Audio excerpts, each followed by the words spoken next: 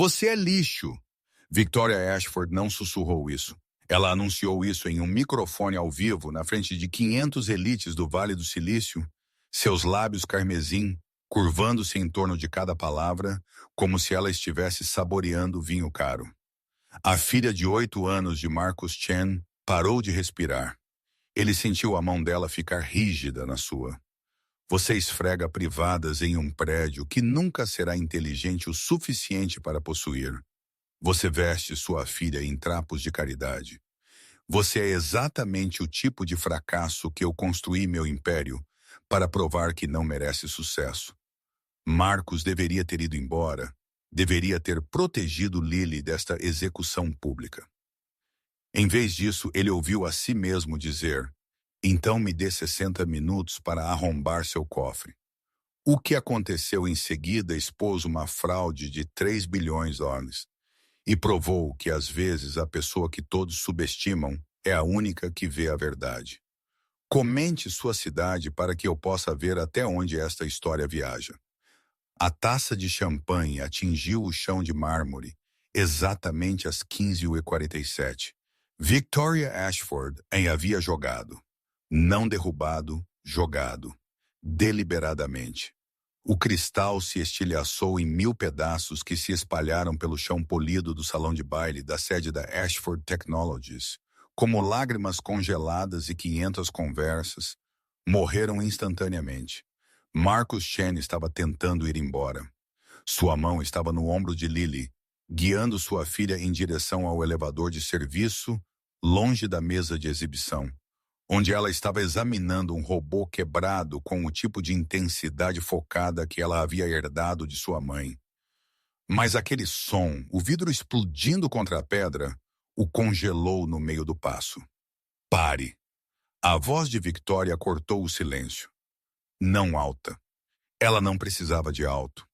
O microfone preso ao seu vestido carmesim levava suas palavras a cada canto do salão de baile do 15º andar, a cada executivo de tecnologia e capitalista de risco e membro do conselho que havia pago 10 mil dólares por prato para participar da gala de inovação da Ashford Technologies. Marcus se virou. Ela estava olhando diretamente para ele. Você, Victoria disse, e agora ela estava caminhando em direção a ele, seus saltos Louboutin prateados clicando contra o mármore como uma contagem regressiva. No uniforme de zelador, Marcus sentiu Lily pressionar-se contra seu lado. Sua filha era pequena para 8 anos, os tratamentos de leucemia haviam atrofiado seu crescimento, e ela estava tentando se fazer ainda menor. Senhora? Marcus começou, mas Victoria ergueu uma mão bem cuidada. Não me chame de senhora. Ela parou a 3 metros de distância, perto o suficiente para Marcus ver o frio cálculo em seus olhos. Quero que todos aqui vejam isso, realmente vejam. Um cinegrafista apareceu de algum lugar, equipamento profissional no ombro. Outros na multidão puxaram telefones. O momento estava sendo documentado, arquivado, preparado para distribuição viral.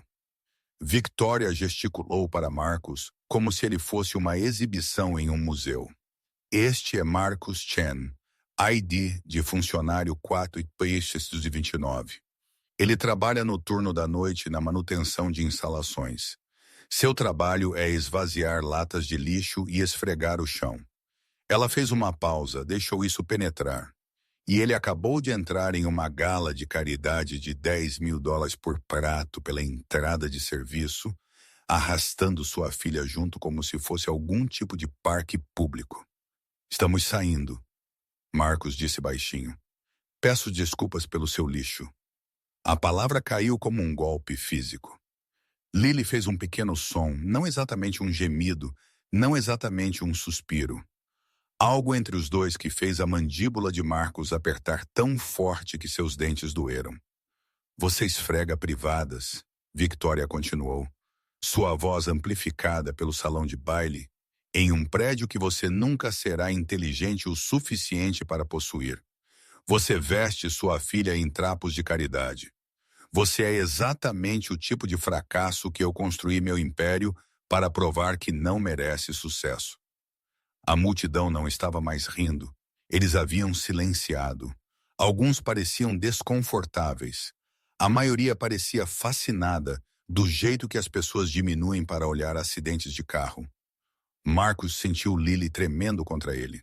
Seu coelho de pelúcia, Dr. Hoppe, tão gasto que suas orelhas pendiam por fios, estava apertado contra o peito dela. 3 anos atrás, sua esposa Sarah havia segurado aquele coelho na cama do hospital durante suas últimas horas. Ela o havia apertado nas mãos de Lily e sussurrado: "Seja corajosa, minha menininha. Seja corajosa como o papai." Marcus olhou para Victoria Ashford. Realmente olhou para ela. Ela tinha 47 anos. Bilionária feita por si mesma, ou assim, o perfil da Forbes afirmava. Fundou a Ashford Technologies em sua garagem 12 anos atrás, transformou-a em um império de computação quântica de 3 bilhões de reais. Ela esteve na capa da revista Time 2 vezes, fez uma palestra TED com 18 milhões de visualizações intitulada "Por que desculpas são o inimigo da excelência?" E agora, ela estava usando sua filha como um acessório em qualquer que fosse essa arte performática doentia. "Estamos saindo", Marcus disse novamente. "Por quê?" O sorriso de Victoria era afiado como vidro quebrado. "Com medo de enfrentar a verdade de que você fez escolhas erradas, de que está ensinando a sua filha que a mediocridade é aceitável. Você não sabe nada sobre mim. Eu sei tudo sobre você." Victoria puxou o telefone e tocou a tela. Marcus Chen, 34 anos, desistente do MIT, deixou a escola para cuidar da esposa doente que morreu 3 anos atrás. Atualmente com 2 meses de aluguel atrasado. Saldo da conta corrente, 46. Ela olhou para cima. "Devo continuar ou você prefere que eu discuta as contas médicas de sua filha?" O mundo inclinou. "Como ela, eu sei tudo sobre todos que trabalham para mim", Victoria disse, respondendo à sua pergunta não dita. "Eu sei que você tem roubado o papel de impressora do armário de suprimentos. Eu sei que você usou o chuveiro da academia da empresa na última quinta-feira porque a água do seu apartamento foi cortada. Eu sei que você está desesperado." Marcus não conseguia respirar. Não conseguia pensar. "Papai", Lily sussurrou. "Vamos, por favor." "E esse desespero", Victoria continuou, "é exatamente por isso que pessoas como você ficam onde estão. Você acha que o mundo lhe deve algo. Você acha que, porque a vida é difícil, alguém deveria lhe dar sucesso. Mas o sucesso não é dado, Marcus. É conquistado. E você", ela gesticulou para ele de forma desdenhosa, "você conquistou exatamente o que tem. Nada." Algo dentro de Marcos se quebrou. Não estalou. Isso é muito limpo. Este foi um colapso lento e contínuo, como metal fatigado sob muita pressão por muito tempo. A conta do hospital daquela manhã, $12.000 a pagar. Segunda-feira, ou os tratamentos de Lily param. O aviso de despejo colado em sua porta na semana passada. O jeito que Lily não pediu presentes de aniversário este ano porque sabia que não podiam pagar. E agora esta mulher, esta bilionária que provavelmente nunca se preocupou com dinheiro um único dia em sua vida, estava dizendo a ele que ele merecia isso, que sua filha merecia sofrer porque Marcos não havia ganhado o suficiente. "Você está certa", Marcos ouviu a si mesmo dizer. Victoria piscou. "O quê?" "Você está certa. Estou desesperado." Ele sentiu a mão de Lily apertar na sua. "Minha filha precisa de remédios que custam mais do que eu ganho em 6 meses. Eu desisti do M8 porque minha esposa estava morrendo e alguém tinha que trabalhar em 3 empregos para nos manter abrigados. Eu roubo o papel de impressora porque Lily precisa para a escola. E eu não posso pagar o pacote de $8 no Target." O salão de baile havia silenciado novamente. Até o cinegrafista havia baixado ligeiramente seu equipamento. "Estou desesperado", Marcos continuou. "Mas não sou estúpido. E não sou lixo." O sorriso de Victoria retornou. "Então prove." "Como?" Ela se virou, gesticulou para o palco na extremidade do salão de baile. Você vê aquilo? Marcos tinha ouvido falar de Gênesis em fofocas na sala de descanso. Todos que trabalhavam na Ashford Technologies tinham. O cofre que não podia ser aberto. O cofre criptografado quântico que guardava 3 bilhões de reais em patentes e havia confundido 50 dos melhores engenheiros da empresa por 3 anos. 2,40 metros de altura. Titânio preto. Painel de interface azul brilhante que pulsava como algo vivo. O cofre Gênesis. Victoria anunciou para a multidão, sua voz se espalhando pelo microfone.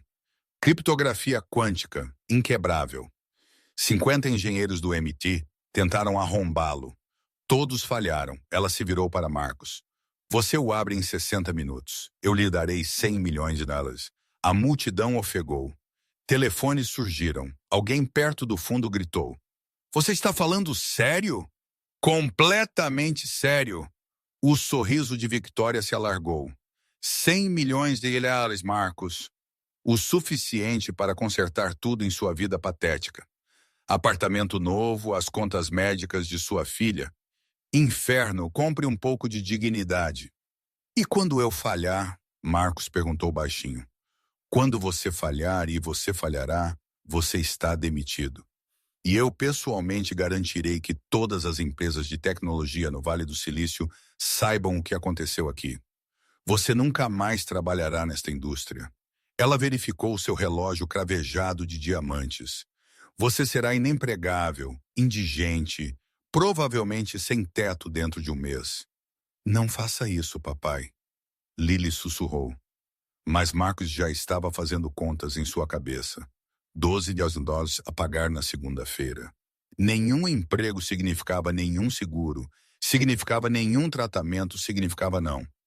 Ele não conseguia pensar nisso. Uma condição, Marcos disse. Victoria ergueu uma sobrancelha. Você está negociando. Minha filha não assiste. Alguém a leva para outro lugar. Ela não vê isso. Por apenas um momento, tão breve, Marcos quase perdeu. Algo brilhou na expressão de Victoria. Surpresa, respeito. Então desapareceu. Jennifer, uma jovem em um terno preto, apareceu. Leve a criança para o lounge executivo.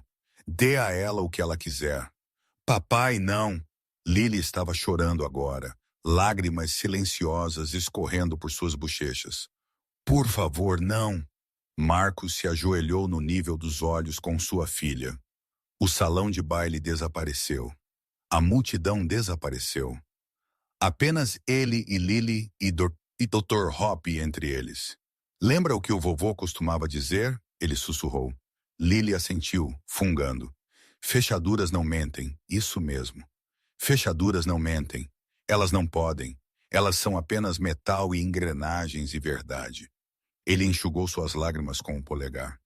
Preciso que você seja corajosa para mim, ok? Como a mamãe pediu.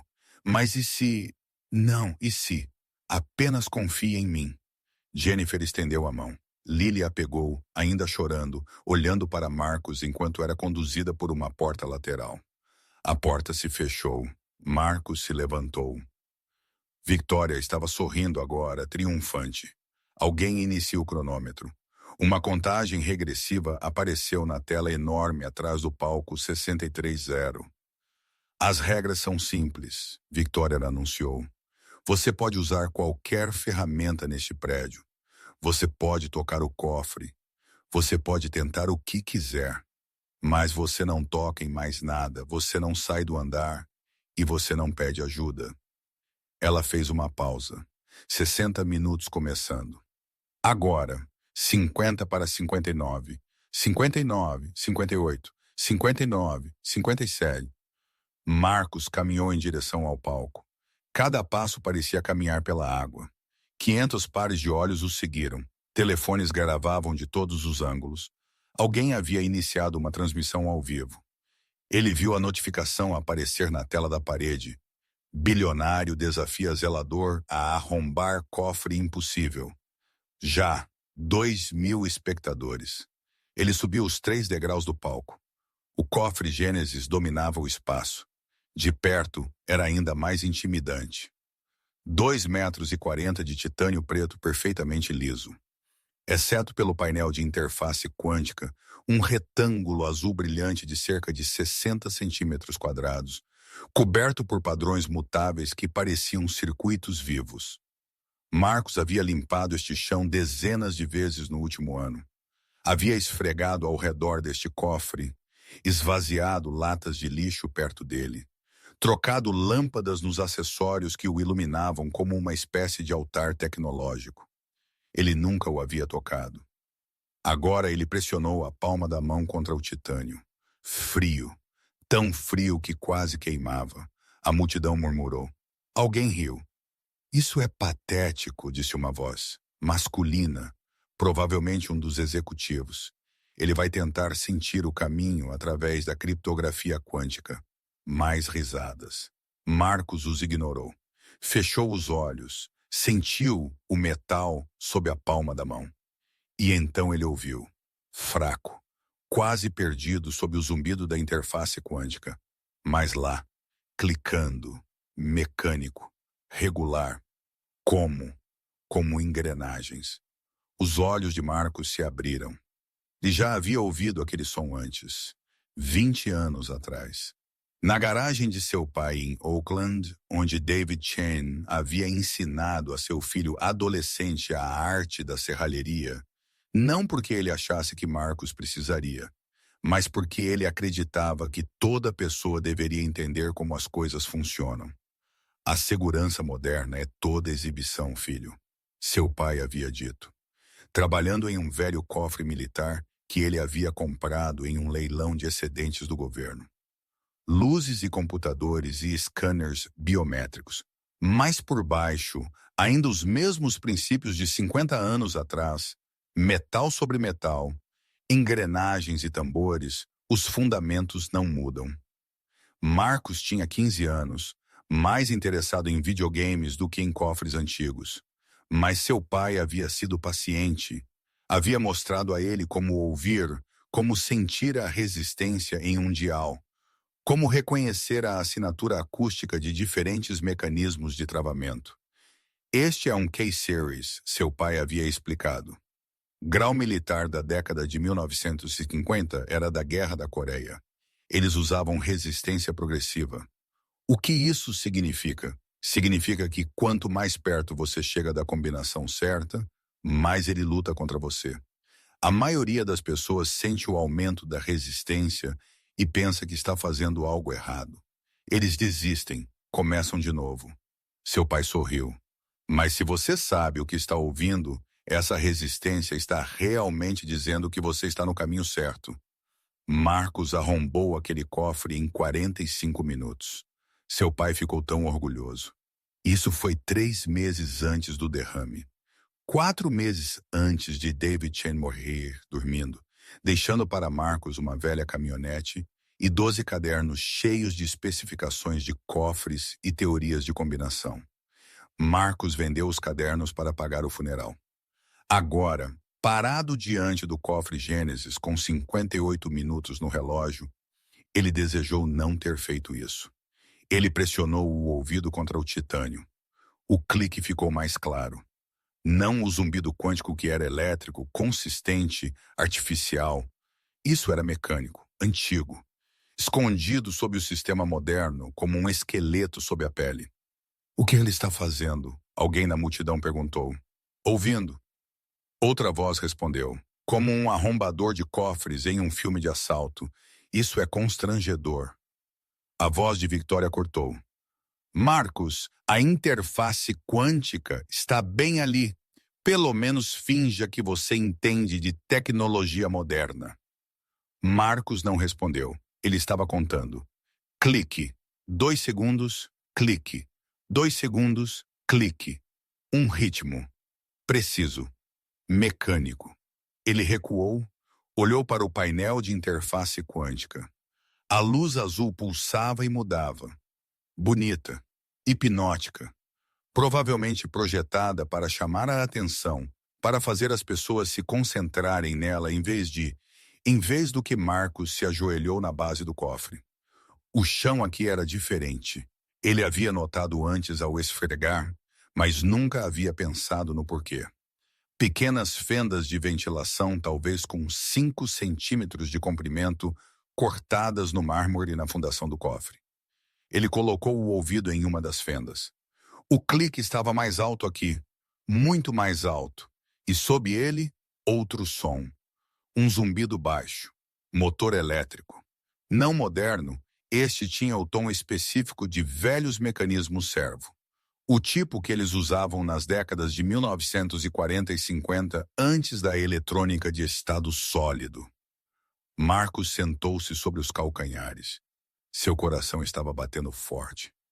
55 minutos, Victoria anunciou alegremente. Como está indo aí embaixo, Marcos? Já descobriu os algoritmos quânticos?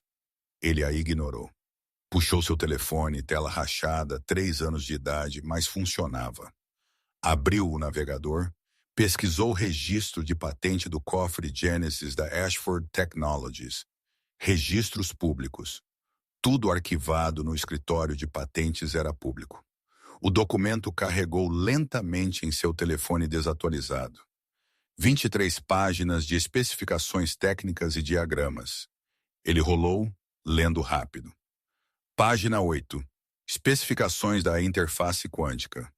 Consumo de energia, 220 volts, 3,2 amperes. Página 12. Dimensões e materiais do cofre. Composto de titânio preto. 2,4 metros por 1,2 metros por 1,2 metros. Página 19. Recursos de segurança e lá.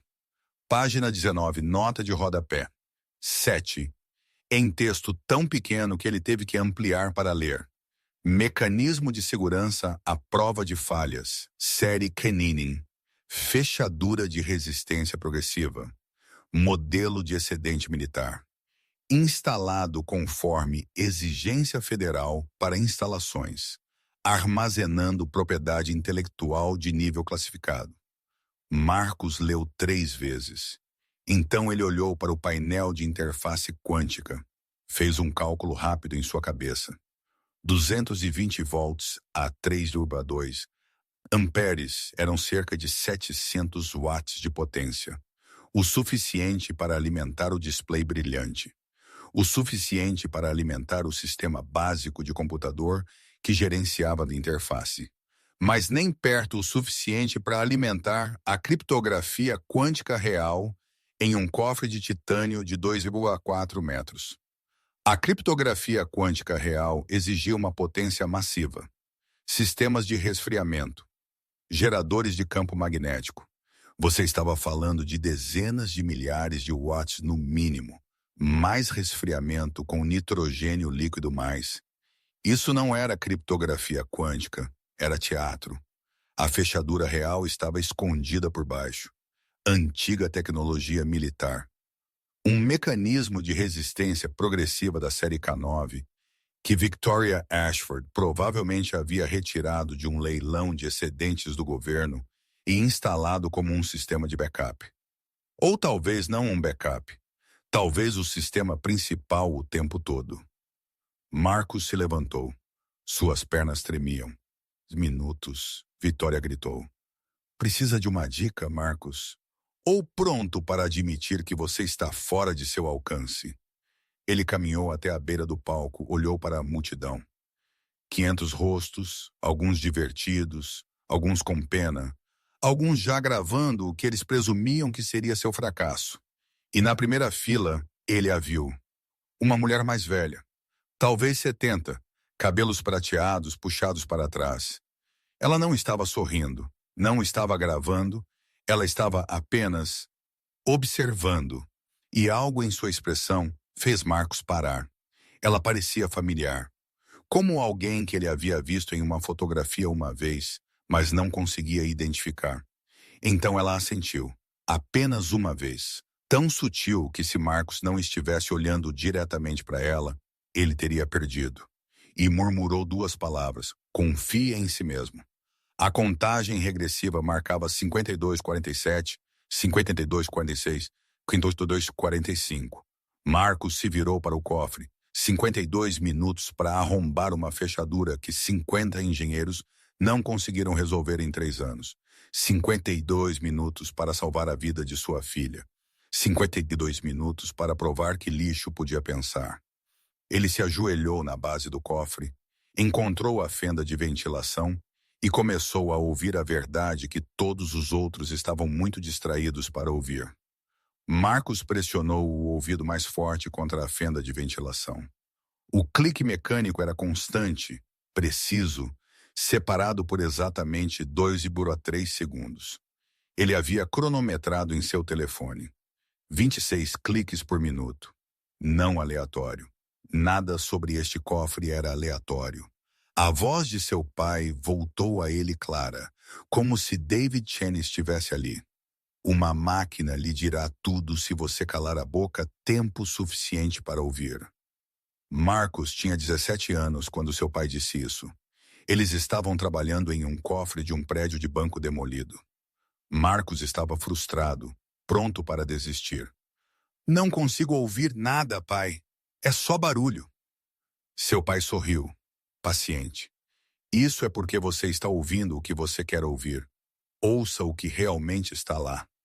Agora Marcos fechou os olhos, bloqueando tudo. O murmúrio da multidão. Os saltos de Victoria clicando enquanto ela andava. O zumbido do ar-condicionado. O cronômetro contando o futuro de sua filha. Apenas o cofre. Apenas o som. Clique, zumbido. Clique, zumbido. O zumbido era constante, motor elétrico funcionando continuamente. Mas o clique variava ligeiramente em tom. Clique alto, clique baixo, clique alto.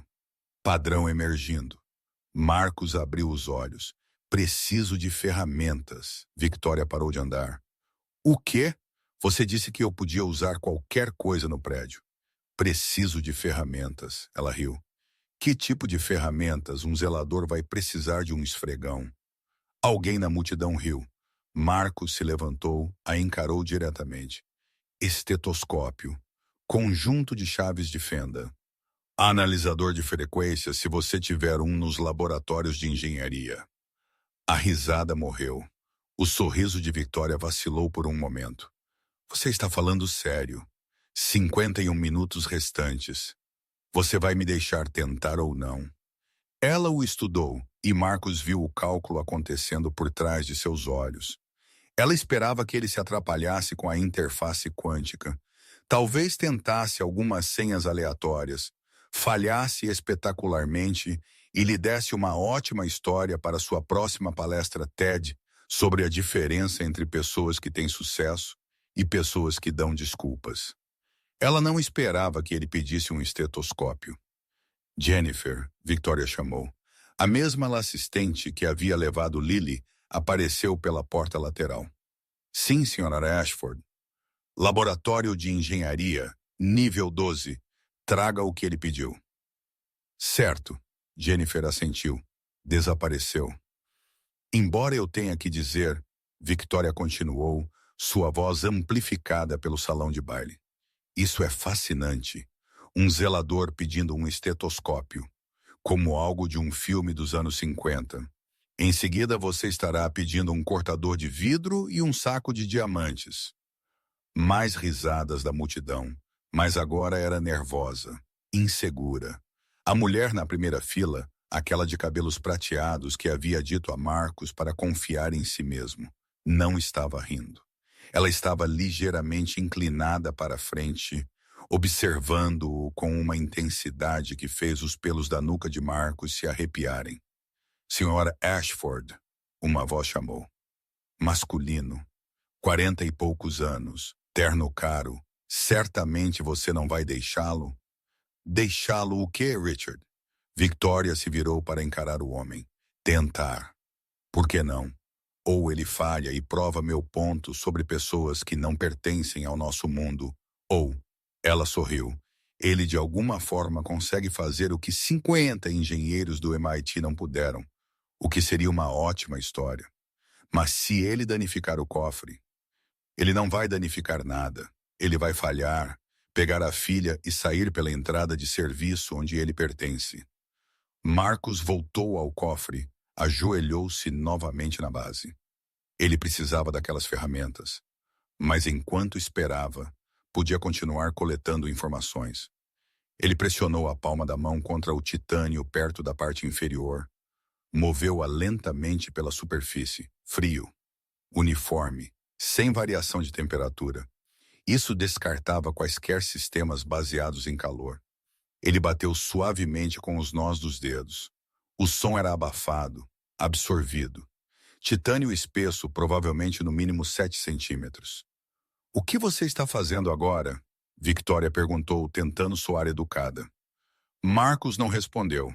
Ele estava focado no painel de interface quântica agora, especificamente onde ele se conectava ao corpo do cofre. A emenda era perfeita, usinada com tolerâncias microscópicas. Mas quando ele olhou mais de perto, realmente olhou, ele podia ver 4 pequenos parafusos de cabeça Phillips nos cantos.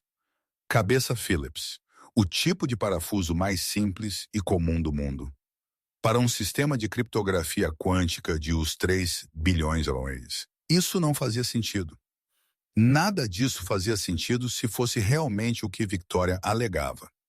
Sistemas quânticos reais eram unidades seladas, à prova de adulteração. Você não podia simplesmente desparafusar o painel da interface como se estivesse trocando as pilhas de um controle remoto de TV, a menos que não fosse realmente quântico. 48 minutos. Alguém na multidão chamou. Jennifer retornou ligeiramente sem fôlego. Ela entregou a Marcos uma bolsa de ferramentas de lona. "Tudo o que você pediu, mais alguns extras do laboratório." Marcos abriu o zíper da bolsa. Estetoscópio médico. Provavelmente do consultório médico da empresa. Um conjunto de chaves de fenda profissional com 20 pontas diferentes. E no fundo, embrulhado em plástico bolha, um analisador de frequência portátil que parecia caro o suficiente para deixar Marcos nervoso ao tocá-lo. "Assine isso", Victoria disse, "já que aparentemente estamos administrando uma biblioteca de empréstimos agora." Jennifer estendeu um tablet. Marcos assinou com o dedo e devolveu. Ele pegou o estetoscópio primeiro. Era mais novo do que o de seu pai, mas o princípio era o mesmo. Tubos de borracha, peça torácica de metal, fones que se encaixavam perfeitamente. Marcos colocou os fones, pressionou a peça torácica contra o cofre, logo acima da fenda de ventilação. O som explodiu em seus ouvidos. Não alto, amplificado. Claro. O clique zumbido tornou-se distinto. O clique era metal contra metal, dentes de engrenagem de aço engatando. O zumbido era eletromagnético, energia CA de 50 ciclos passando por um motor antigo. E sob ambos os sons, algo mais. Um atrito sutil. O tipo de som que o metal faz quando está sob tensão. Resistência progressiva. A frequência cardíaca de Marcos acelerou. Ele estava certo.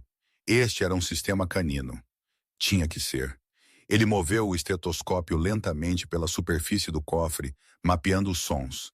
O atrito era mais alto perto do centro, a cerca de 1,20 m da base.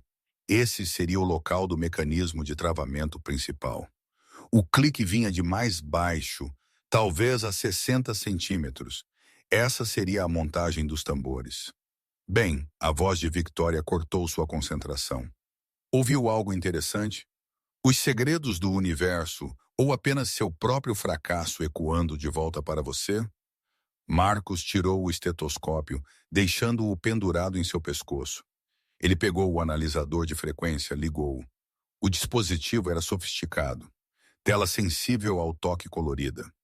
Exibição de forma de onda em tempo real. Este era um equipamento sério. Provavelmente custava $15 mil. O tipo de coisa que engenheiros usam para depurar interferências eletromagnéticas em sistemas sensíveis. Ele o segurou perto do painel de interface quântica. Observou a leitura. Luz azul na tela, estável em 60 Hz. Frequência de energia CA padrão. Mas havia algo mais. Um pico em 2,4 GHz. Isso era Wi-Fi. Marcos quase riu. O painel de interface quântica estava funcionando em Wi-Fi, transmitindo constantemente em 2,4 GHz. A criptografia quântica real não usava Wi-Fi. Não podia usar Wi-Fi. Estados quânticos colapsam quando observados, e sinais Wi-Fi eram observação.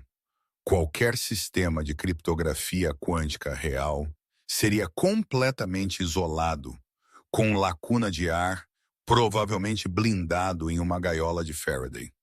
Isso era uma exibição. Uma exibição muito cara, muito convincente que parecia criptografia quântica, mas era realmente apenas uma tela de computador mostrando padrões bonitos. 45 minutos, Vitória me anunciou, ficando preocupado ainda, Marcos. Ele moveu o analisador para baixo, perto da base onde ele tinha ouvido o clique. O sinal de 60 Hz era mais forte aqui, e havia algo mais. Uma harmônica em 120 Hz. Isso era antigo, muito antigo. O tipo de assinatura eletromagnética que você obtinha de motores anteriores a 1970, que não tinham blindagem moderna. Marcos se levantou, olhou para Victoria. Posso fazer uma pergunta? Ela ergueu uma sobrancelha. Uma pergunta. Você está ficando sem tempo e quer conversar. Quando você instalou este cofre? 3 anos atrás. Por quê? E o sistema de criptografia quântica, ao mesmo tempo, de última geração, tecnologia de ponta. Ela sorriu. Por quê? Tentando encontrar uma desculpa para quando você falhar. Marcos olhou para o cofre, para a interface azul brilhante que era realmente apenas um monitor de computador sofisticado.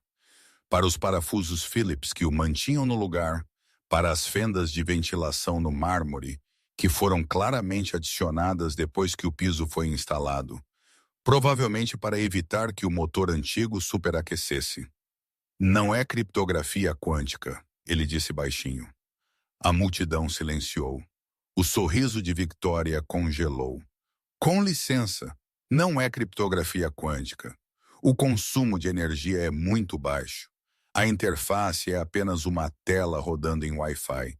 E há um motor de 50 anos funcionando dentro do corpo do cofre que não tem nada a ver com sistemas de segurança modernos. Isso é absurdo, Victoria disse, mas algo em sua voz havia mudado. Uma tensão. Você não sabe do que está falando. O registro de patente diz que é criptografia quântica. Página 8. Especificações muito detalhadas. Marcos puxou seu telefone, mostrou a tela a ela. Mas a página 19, nota de rodapé 7, menciona um mecanismo de segurança da série K9, excedente militar. O rosto de Victoria ficou pálido por um segundo. Então a cor voltou, muito dela, avermelhada e zangada. E daí, ela estalou. Tem um sistema de backup, isso é boa engenharia, exceto que o sistema de backup está consumindo toda a energia. A interface quântica lhe está consumindo 700 watts. Aquele motor lá dentro está consumindo pelo menos 2.000 watts continuamente. Posso medir com este analisador. Você está inventando coisas. Marcos levantou o analisador de frequência, mostrou a leitura a ela. Esta é a assinatura eletromagnética. O motor é hardware militar pré-1970. Provavelmente da era da Guerra da Coreia. A interface quântica é apenas para exibição. A multidão murmurava agora, alto o suficiente para que vozes individuais começassem a cortar. Isso é verdade? Ela nos enganou com criptografia quântica falsa?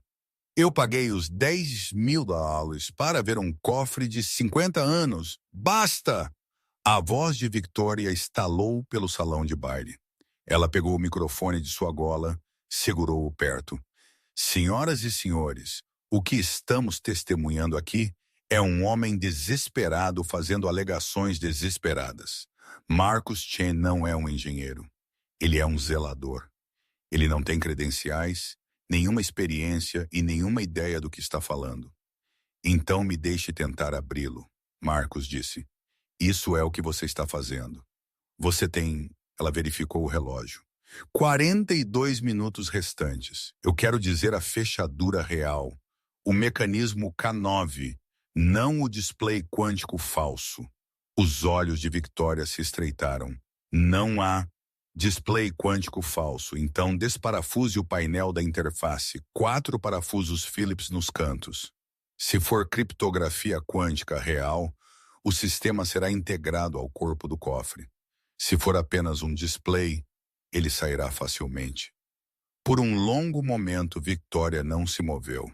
O salão de baile estava completamente silencioso, exceto pelo cronômetro de contagem regressiva. 41, 56, 41, 55, 41, 54. Então a mulher na primeira fila se levantou. Ela era alta, elegante, apesar da idade. Cabelos prateados puxados para trás. Olhos afiados que não perdiam nada. Ela subiu os degraus do palco lentamente, mas firmemente passou direto por Victoria e parou na frente de Marcos. Você é filho de David Chen, ela disse. Marcos a encarou. Como você... Eu sou Helen Park. Eu ensinei seu pai em Stanford em 1952, engenharia mecânica. Ele foi o melhor aluno que eu já tive. Ela olhou para o cofre, depois de volta para Marcos. Ele costumava dizer que máquinas não mentem. Fechaduras não mentem, Marcos sussurrou. Ele sempre disse que fechaduras não mentem. Helen sorriu.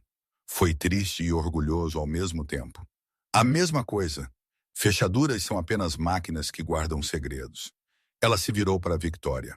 Senhora Ashford, eu gostaria de ver aquele painel de interface removido.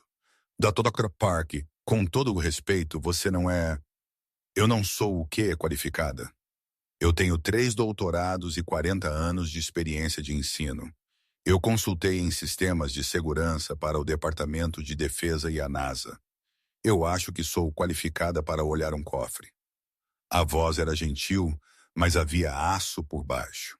Remova o painel. A mandíbula de Victoria estava tão apertada que Marcos podia ver os músculos pulando, mas ela não podia dizer não. Não para Helen Park. Não na frente de 500 testemunhas e quem sabia quantos espectadores de transmissão ao vivo. Tudo bem. Ela gesticulou para alguém na multidão. Robert, venha aqui. Um homem na casa dos 50 subiu ao palco. Cabelos ralos, óculos caros, a postura confiante de alguém acostumado a ser a pessoa mais inteligente da sala. Ele carregava um tablet. Robert Hayes, Victoria disse. Engenheiro-chefe, chefe da equipe que projetou o sistema de segurança Genesis. Robert assentiu secamente para Helen. Ignorou Marcos completamente. Ele puxou uma pequena chave de fenda elétrica do bolso, encaixou uma ponta Phillips e começou a remover os parafusos do painel de interface quântica. O primeiro parafuso saiu facilmente. O segundo, o terceiro, o quarto. Robert os colocou cuidadosamente em cima do cofre, então agarrou as bordas do painel azul brilhante. Se isso danificar alguma coisa, Victoria começou. Não vai, Robert disse. Ele puxou suavemente. O painel se afastou do corpo do cofre com um suave clique magnético. Atrás dele havia uma cavidade retangular de cerca de 7 centímetros de profundidade. Dentro da cavidade, um monitor de painel plano, um mini computador Intel NUC do tamanho de um livro de bolso e um ninho de ratos de cabos conectando tudo a uma fonte de alimentação. Sem processadores quânticos, sem sistemas de resfriamento, sem geradores de campo magnético. Apenas um monitor de computador exibindo padrões bonitos. A multidão explodiu. É isso. Uma porra de um protetor de tela. Nós pagamos $10.000 por isso? Isso é algum tipo de piada? Victoria pegou o microfone novamente. Senhoras e senhores, por favor. O display é separado do sistema de criptografia. A segurança real é... Não há segurança real. Helen Park disse baixinho, mas sua voz se espalhou. Ela pegou o analisador de frequência que Marcos havia deixado, segurou-o perto da cavidade. Isso está lendo exatamente o que o Sr. Chen disse. Eletrônicos de consumo padrão.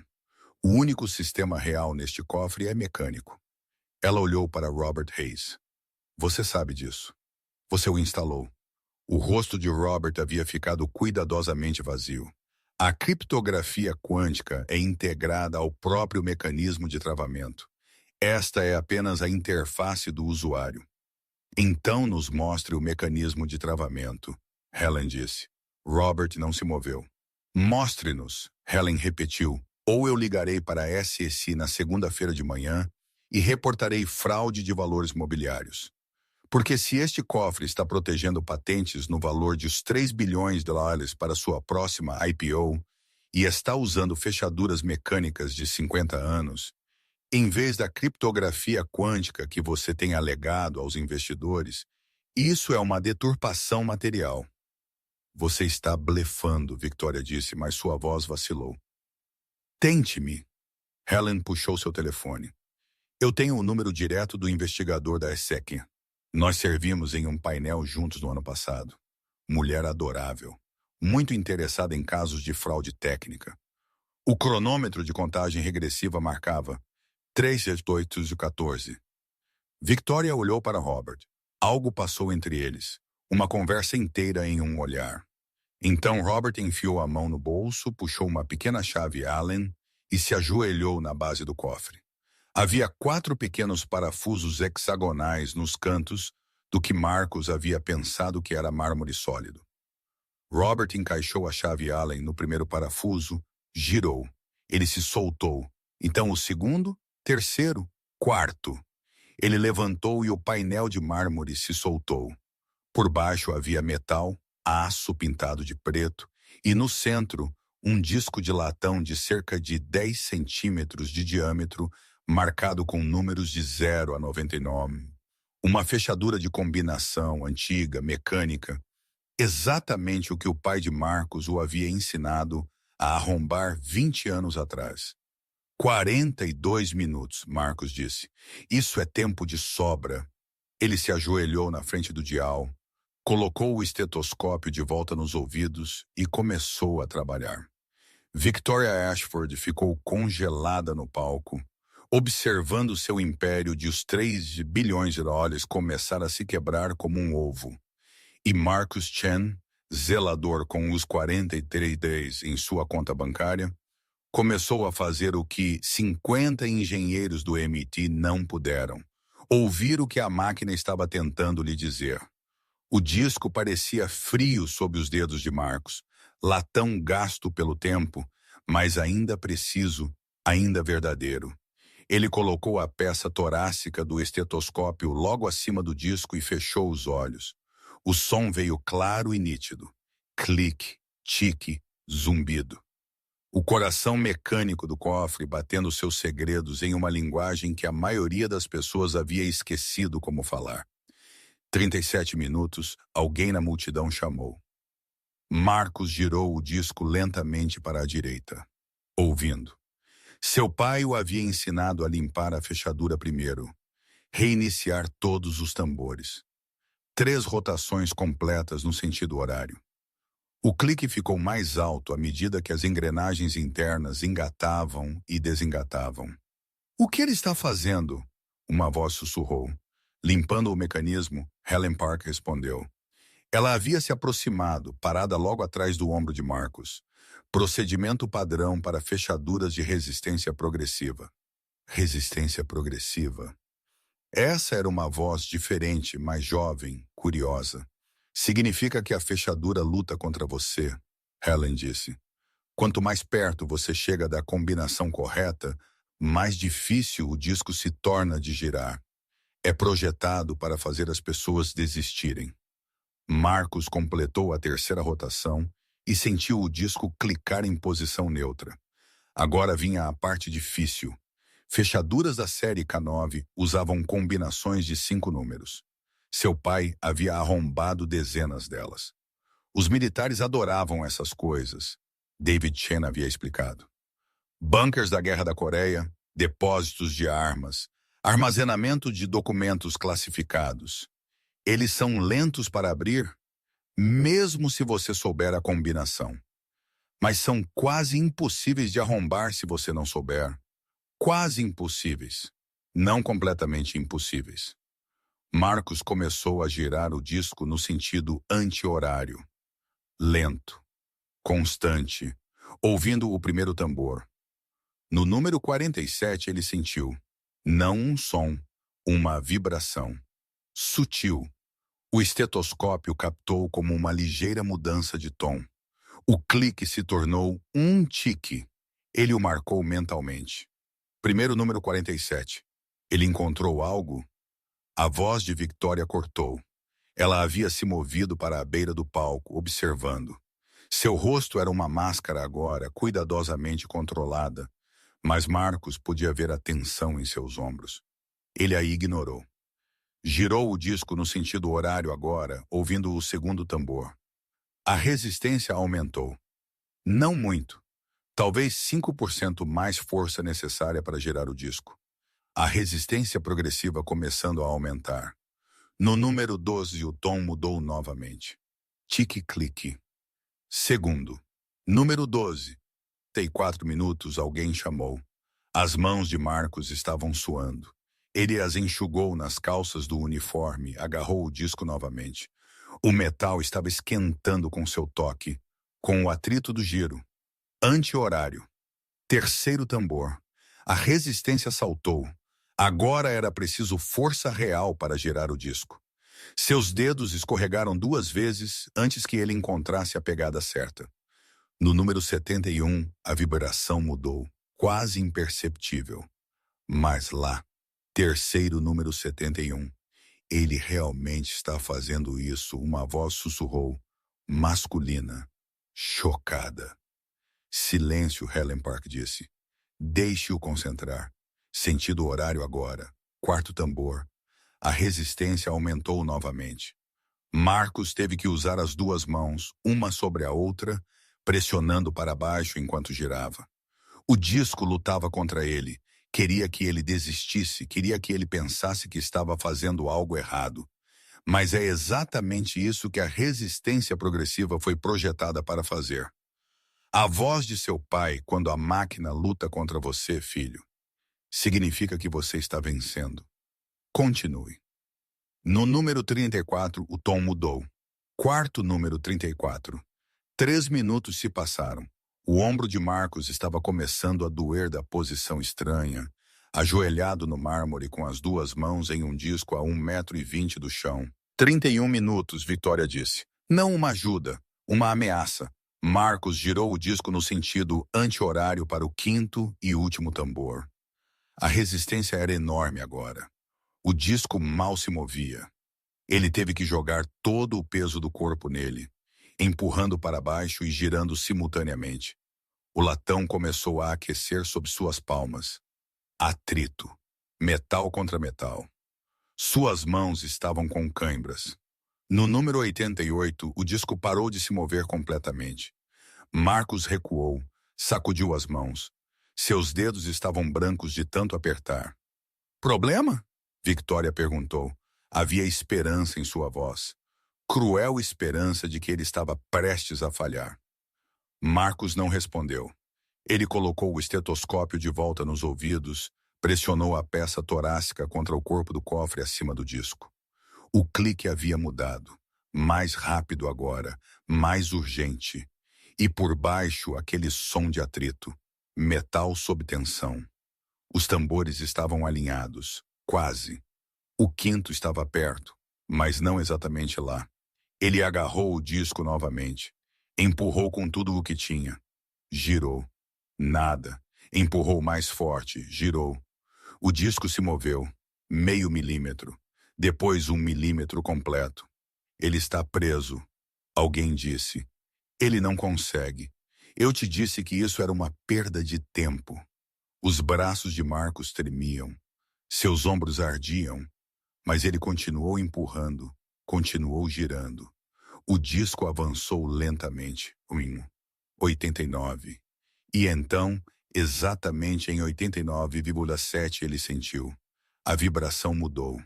O atrito parou. O clique acelerou para um estacato rápido. Quinto, número 90. Marcos puxou as mãos para trás, flexionou os dedos. Eles estavam com cãibras tão fortes que ele mal conseguia esticá-los. 28 minutos, Vitória disse. Sua voz havia perdido sua confiança. E agora? Robert Hayes perguntou.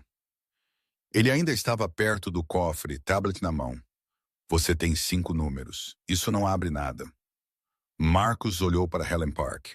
Fechaduras Canine têm uma sequência de liberação. Depois de inserir a combinação, você tem que girar o disco para 0. Então girar a alavanca. Que alavanca? Robert gesticulou para o cofre. Não há alavanca. Marcos se levantou. Seus joelhos estalaram. Ele andou ao redor do cofre lentamente, passando as mãos pela superfície de titânio. A multidão havia silenciado completamente. Até o murmúrio havia parado. No lado esquerdo do cofre, na altura do peito, Marcos sentiu uma ligeira depressão no metal. Circular. Cerca de 5 centímetros de diâmetro. Ele pressionou. Nada aconteceu. Ele pressionou mais forte. Uma seção de titânio saltou ligeiramente, revelando uma alavanca rebaixada, em forma de T industrial. O tipo de alavanca que você encontraria em uma escotilha de submarino ou em um cofre de banco dos anos 1950. Serei amaldiçoada, Helen Park disse suavemente. Marcos agarrou a alavanca. Ela não se moveu. A combinação tem que ser inserida primeiro, ele disse. A alavanca não girará até que os tambores estejam alinhados e o disco esteja em 0. Ele voltou ao disco. Suas mãos ainda estavam com cãibras, mas ele forçou os dedos a agarrar. Girou no sentido anti-horário para 0. Lentamente, cuidadosamente. No 0, ele ouviu um baque profundo dentro do cofre. Pesados ferrolhos deslizando para trás. Ele voltou à alavanca. Puxou. Ela resistiu. Não trancada, apenas pesada. Ele puxou mais forte, jogando seu peso nela.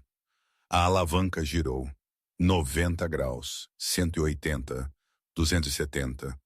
E então, com um som como um cofre de banco de um filme antigo, a porta do cofre Gênesis se abriu. A multidão explodiu, gritando, aplaudindo, telefones erguidos, gravando tudo. Marcos recuou. Suas pernas tremiam. Suas mãos tremiam tanto que ele teve que juntá-las. 26 minutos restantes, alguém gritou. Ele conseguiu com tempo de sobra. Victoria Ashford ficou congelada. Seu rosto havia ficado branco, não pálido, como se todo o sangue tivesse escoado. Isso é impossível, ela sussurrou. O microfone captou e transmitiu pelo salão de baile. Isso é impossível. Não é impossível, Helen Park disse.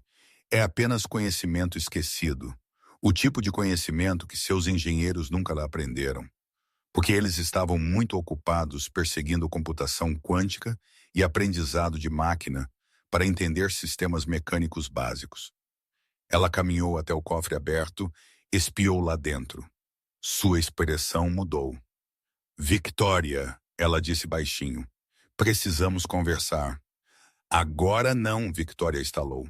Ela se virou para Marcos e a máscara voltou ao lugar. Sorriso. Confiante. Bem, parabéns, Marcos. Você provou que é bom com fechaduras antigas. Suponho que cada um tem seus talentos. 100 milhões de dólares, Marcos disse. O sorriso congelou. O quê? Você disse 100 milhões se eu abrisse o cofre. Eu o abri, com ajuda. A doutora Park disse que era uma fechadura canina. Ela o orientou. Eu a identifiquei como uma canina antes que ela dissesse qualquer coisa. E ela não me disse a combinação. Eu a encontrei sozinho.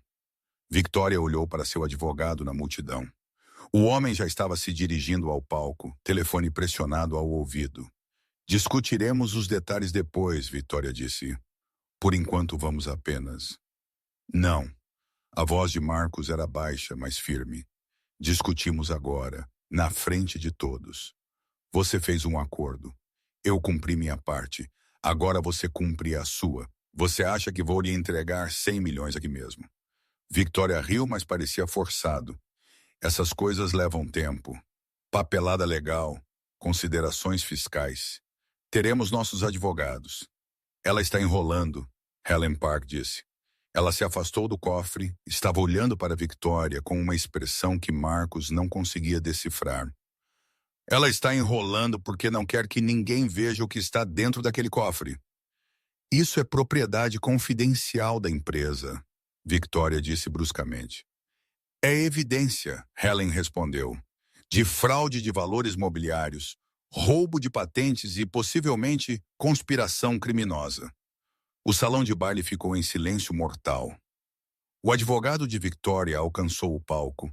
Ele se inclinou, sussurrou urgentemente em seu ouvido. Ela balançou a cabeça. Ele sussurrou mais insistentemente. Marcos olhou para Helen. O que está lá dentro? Veja por si mesmo. Marcos se aproximou do cofre aberto. O interior estava escuro, iluminado apenas pela luz refletida do salão de baile. Ele puxou o telefone e ligou a lanterna. Dentro do cofre havia 3 coisas. Primeiro, um rack de servidor. 3 prateleiras de discos rígidos, todos conectados a uma fonte de alimentação. Armazenamento de dados padrão. Nada de especial. Segundo, uma pilha de pastas. Talvez 20 delas, cada uma marcada com datas e códigos de projeto. Pedidos de patente, talvez. Ou especificações técnicas. E terceiro, uma caixa de metal. Pequena, do tamanho de uma caixa de sapatos. Ela estava na prateleira inferior, separada de todo o resto. Havia uma etiqueta em cima, manuscrita com marcador preto. Arquivos originais. Projeto Gênesis 2014. Não toque nisso, Victoria disse bruscamente. Marcos olhou para ela. Por que não? É proprietário, confidencial, não faz parte dos ativos listados para a auditoria do IPO. Então por que está no cofre? Helen perguntou. Se não faz parte do portfólio de PI da empresa, por que está trancado em seu armazenamento mais seguro? Isso não é da sua conta. Na verdade é. Helen puxou seu telefone. Porque eu sei o que é o projeto Gênesis, ou melhor, o que era. Ela tocou a tela, segurou-a para que todos pudessem ver. Era um artigo do Boletim de Engenharia de Stanford, datado de 2014. A manchete dizia: estudante de pós-graduação Sarah Washington ganha prêmio Draper por avanço em computação quântica. Abaixo estava uma foto. Uma mulher negra na casa dos 30, sorrindo, segurando um troféu. Olhos brilhantes, postura confiante. E ao lado dela na foto, braço em seus ombros, Victoria Ashford. Sarah Washington era sua parceira. Helen disse.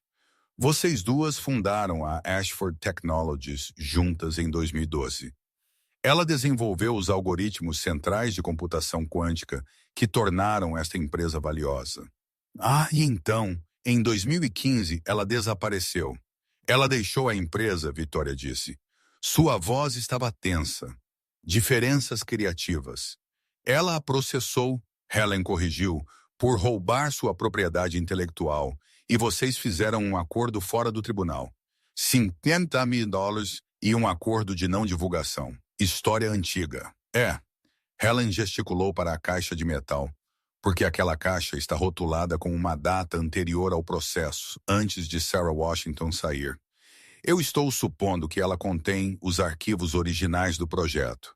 Aqueles que provam quem realmente inventou a tecnologia sobre a qual Victoria Ashford construiu seu império. O advogado agarrou o braço de Victoria, sussurrou freneticamente. Ela se afastou dele. Isso é ridículo, ela disse. Você está fazendo acusações selvagens baseadas em evidências, Helen interrompeu. Evidências que agora são acessíveis porque o Sr. Chen abriu seu cofre. Evidências que deveriam ter sido divulgadas à SEC como parte de sua solicitação de IPO. Evidências que provam que sua empresa é construída sobre propriedade intelectual roubada. Saiam, Victoria disse. Sua voz tremia agora. Ambos, saiam do meu prédio. Não é seu prédio, disse uma nova voz. Todos se viraram. Uma mulher estava caminhando pelo salão de baile, negra, 40 e poucos anos, cabelo natural curto. Ela usava jeans e um blazer, carregava uma bolsa carteiro sobre um ombro, e seu rosto era mais velho, mas inconfundível. Sarah Washington. Ela subiu os degraus do palco, passou por Victoria sem olhar para ela e parou na frente do cofre aberto. Olá, Marcos, ela disse. Sua voz era calorosa, cansada. Eu acho que você não sabe quem eu sou. Sarah Washington, Marcos disse. Você inventou a tecnologia de computação quântica. Eu inventei tudo isso. Ela olhou para Victoria agora e sua expressão era dura. Cada patente, cada algoritmo, cada linha de código que tornou esta empresa valiosa em 3 bilhões de liras. Eu fiz isso. Enquanto Victoria, ela gesticulou para a mulher no vestido carmesim, lidava com o lado comercial. Captação de recursos, marketing, relações com investidores. Esse era o acordo. Eu crio. Ela vende. Não foi assim que aconteceu. Victoria disse, mas sua voz não tinha convicção. Foi exatamente assim que aconteceu. E quando eu queria o devido crédito, quando pedi para ser listada como co-inventora nas patentes, você disse que isso complicaria a tabela de capital, confundiria os investidores, faria a empresa parecer menos simplificada. A voz de Sarah era firme, mas Marcos podia ouvir a dor por baixo. Então eu continuei trabalhando, continuei inventando, continuei confiando em você. Ela caminhou até o cofre, colocou a mão dentro, pegou a caixa de metal. Esta caixa, ela disse segurando-a para que todos vissem, contém meus cadernos de laboratório originais. Cada projeto, cada avanço, todos datados e testemunhados. Tudo provando que eu criei a tecnologia que Victoria Ashford alegou ser dela. Você assinou um NDA, o advogado de Victoria disse. Um NDA que é anulado se foi usado para encobrir fraude, Helen Park respondeu. O que isso claramente foi. Sarah colocou a caixa em cima do cofre, puxou o telefone. Eu estou esperando há 12 anos para alguém abrir este cofre. Victoria mudou a combinação depois que me demitiu. Garantiu que eu nunca pudesse acessar meu próprio trabalho. Ela olhou para Marcos. E então você fez o que 50 engenheiros não puderam. Você ouviu. Ela puxou um arquivo de vídeo, apertou o play, entregou o telefone para Marcos. O vídeo mostrava uma Sarah mais jovem, no que parecia uma sala de conferências. Em frente a ela, estavam Victoria e um advogado. O carimbo de data-hora indicava 17 de março de 2015. Para registro, o advogado no vídeo disse: você está concordando em aceitar um pagamento de indenização de US $50 mil em troca de seu silêncio em relação às origens da propriedade intelectual da Ashford Technologies. Eu não tenho escolha, a voz de Sarah no vídeo disse. Ela estava chorando. Você me trancou fora da minha própria pesquisa, congelou minha participação acionária. Se eu lutar contra isso, estarei no tribunal por anos e não tenho dinheiro para isso. Então você concorda?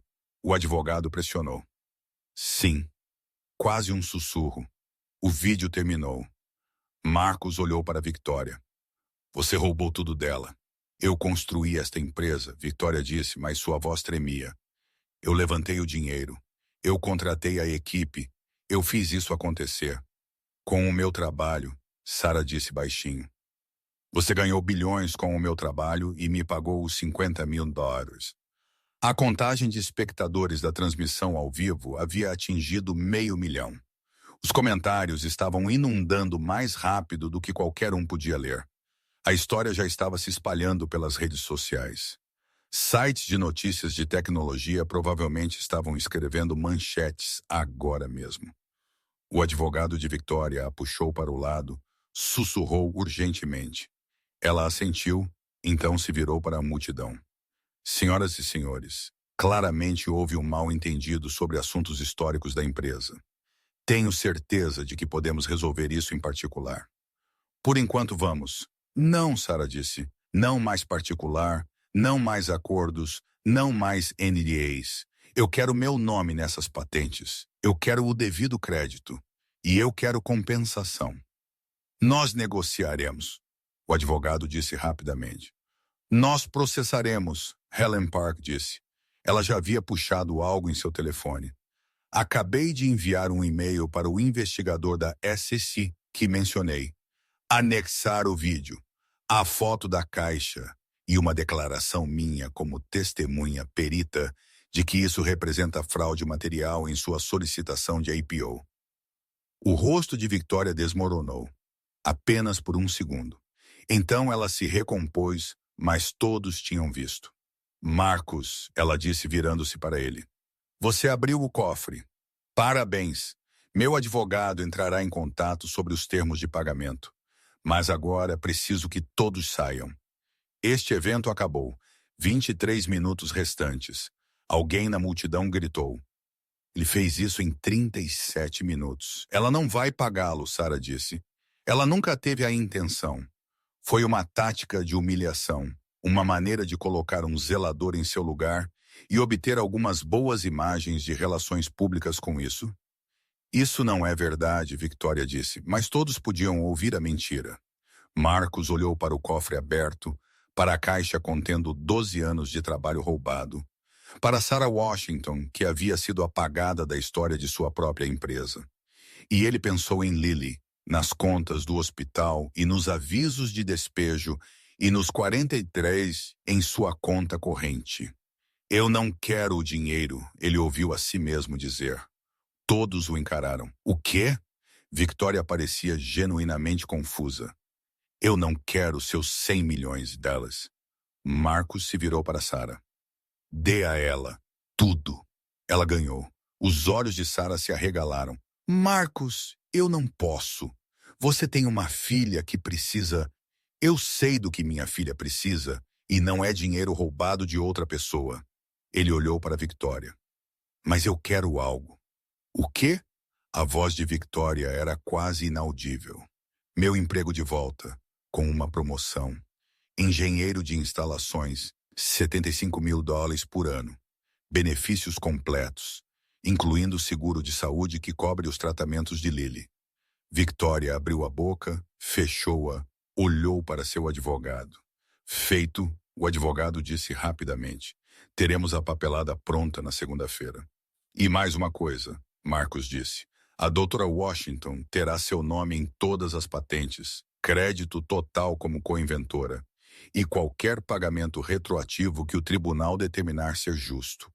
Os olhos de Victoria se encheram de lágrimas, lágrimas reais. Seu império estava se desfazendo. Tudo o que ela havia construído, revelando sua fundação podre. Tudo bem, ela sussurrou. A multidão aplaudiu novamente. Mas Marcos mal ouviu. Ele estava olhando para Sarah, que estava chorando agora também. Mas essas eram lágrimas diferentes. Obrigada, ela murmurou. Marcos assentiu. Então ele desceu do palco, desceu os degraus, direto para a porta lateral onde Jennifer havia levado Lily. Ele tinha 22 minutos restantes no relógio, mas já havia vencido. O lounge executivo estava quieto, silencioso demais. Marcos empurrou a porta e encontrou Lily encolhida em uma poltrona de couro oversized. O Dr. Hoppe apertado contra o peito dela. Jennifer estava sentada por perto, navegando em seu telefone, mas ela levantou os olhos quando Marcos entrou. Sr. Chen, está tudo... Terminamos, Marcos disse. Ele foi até Lily, ajoelhou-se na frente dela. Ei, querida, hora de ir para casa. Os olhos de Lily estavam vermelhos. Ela tinha chorado. Você perdeu? Não. Marcos alisou o cabelo dela para trás. Eu não perdi. Você não é um bilionário agora. Não, eu não sou um bilionário. Então o que aconteceu? Marcos a ajudou a se levantar, pegou a mão dela. Eu explico no caminho, vamos. Eles estavam no meio do caminho para o elevador quando Helen Park os alcançou. Ela se movia rápido para 70, seus saltos clicando no chão polido. Marcos, espere. Ele se virou. Dr. Park, me chame de Helen. Ela estava ligeiramente sem fôlego. Aquilo foi notável. O que você fez lá? Seu pai teria se orgulhado. Marcus sentiu algo apertar em seu peito. Você realmente o conheceu. David Chen, a melhor estudante que eu já ensinei. Mente brilhante, absolutamente brilhante. Ela sorriu. Ele costumava ficar depois da aula fazendo perguntas sobre sistemas mecânicos que eu nem sempre conseguia responder. Me fez melhor no meu trabalho só tentando acompanhá-lo. Ele nunca falava muito de Stanford. Eu sabia que ele foi para lá, mas ele saiu depois do primeiro ano. Guerra da Coreia. Eles o recrutaram. O sorriso de Helen desapareceu. Quando ele voltou, ele não era o mesmo. PTSD, embora não chamássemos assim na época. Ele tentou se matricular novamente, mas não conseguia se concentrar. A guerra havia tirado algo dele. Marcus se lembrou dos pesadelos de seu pai, o jeito que David acordava gritando às vezes, chamando em coreano, o jeito que ele passava horas na garagem trabalhando em fechaduras e cofres, como se a precisão mecânica pudesse de alguma forma organizar o caos em sua cabeça. Ele nunca deixou de ser brilhante, porém, Helen continuou, eu mantive contato com ele ao longo dos anos. Ele me enviava artigos às vezes, teorias sobre mecanismos de resistência progressiva e assinaturas acústicas em sistemas de travamento. Trabalho de nível acadêmico. Deveria ter sido publicado. Por que não foi? Porque nessa época ele era um serralheiro em Oakland e o mundo acadêmico não leva serralheiros a sério. Não importa o quão inteligentes eles sejam. Ela olhou para Lily, depois de volta para Marcos. Mas ele te ensinou. Passou tudo o que sabia.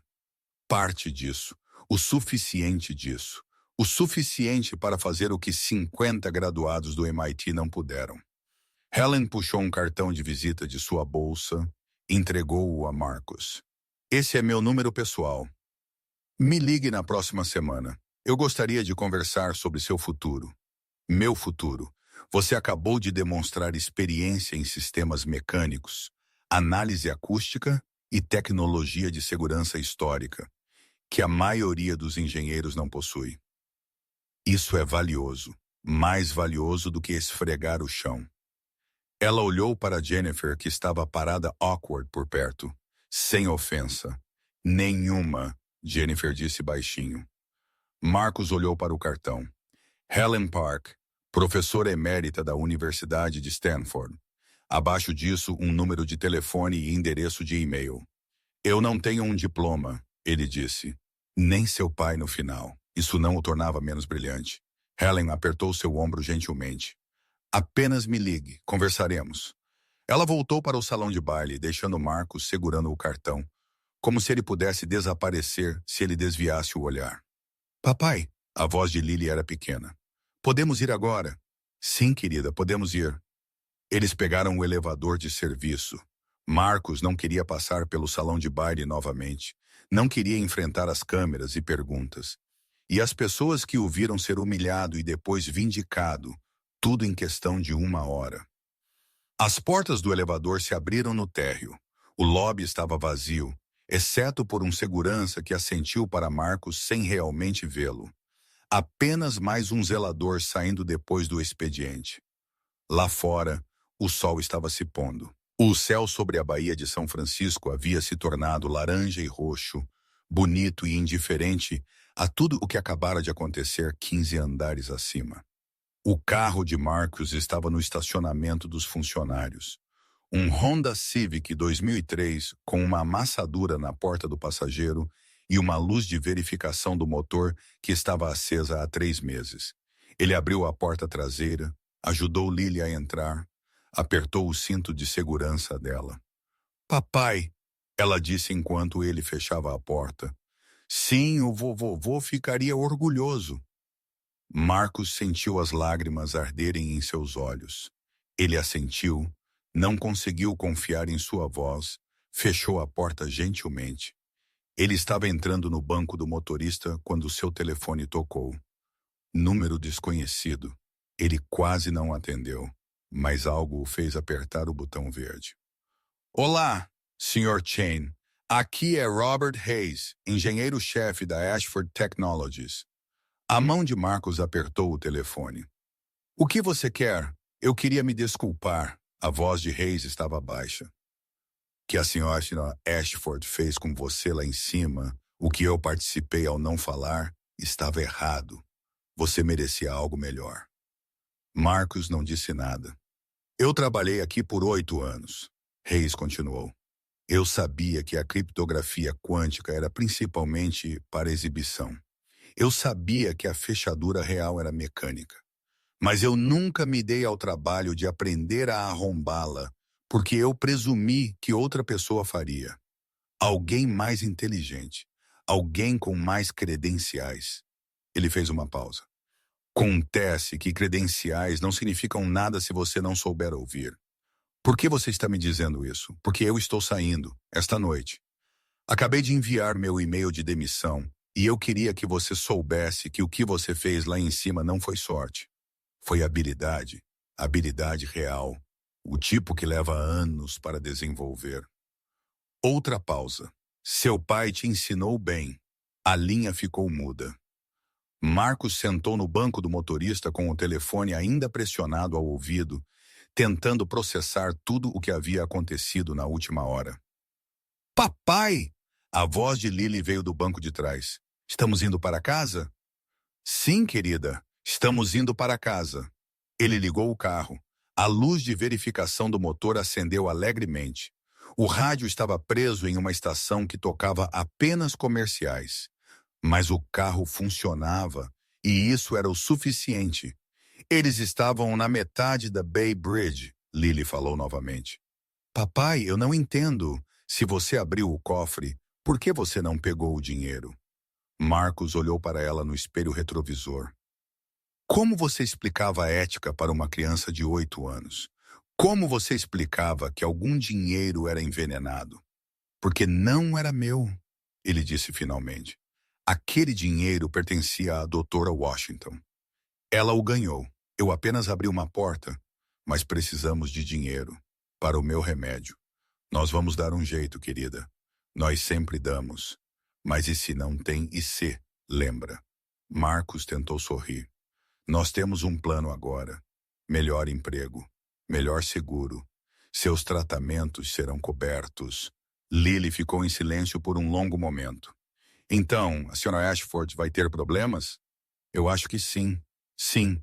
Bom, a voz de Lily era feroz. Ela foi má. Ela te chamou de lixo. Ela estava errada. Eu sei que ela estava errada. Você é a pessoa mais inteligente que eu conheço. Marcos sentiu sua garganta apertar novamente. Eu não sou tão inteligente, querida. Eu só sei ouvir as máquinas. Isso é inteligente o suficiente? Eles estacionaram no estacionamento de seu complexo de apartamentos. O prédio era antigo, com a pintura descascando, cercado por uma cerca de arame que tinha buracos grandes o suficiente para as crianças passarem. Lar. Marcos carregou Lily para cima. Ela estava cansada, quase dormindo em seu ombro. Ele destrancou a porta de seu apartamento de 2 quartos, cozinha com eletrodomésticos que mal funcionavam, sala de estar mobiliada com achados de brechó. Ele colocou Lily na cama, ainda vestida, apenas tirou seus sapatos e puxou o cobertor. Ela murmurou algo, já sonhando, e abraçou o Dr. Hope mais perto. Marcos ficou na porta, observando-a respirar, para dentro e para fora, constante, viva, por enquanto. A conta do hospital ainda era devida na segunda-feira. $12.000. Ele tinha 75 em sua conta agora, depois do dia de pagamento. O advogado de Victoria havia prometido novos documentos de emprego na segunda-feira. Mas o seguro não começaria por no mínimo 30 dias. Talvez 60. Ele foi para a cozinha, abriu a geladeira. Meio galão de leite. Um pouco de queijo que provavelmente estava bom. Ovos. Pão no freezer. Eles sobreviveriam ao fim de semana. Seu telefone vibrou. Mensagem de texto de um número desconhecido. Aqui é Sarah Washington. Jennifer me deu seu número. Espero que esteja tudo bem. Eu queria agradecer-lhe adequadamente pelo que você fez hoje. Podemos nos encontrar para um café amanhã? Marcos olhou para a mensagem. Ele havia dado a Sarah Washington 100 milhões de dólares que deveriam ser dele. Dinheiro que teria resolvido todos os problemas em sua vida. E ela queria comprar-lhe café. Ele respondeu: café parece bom.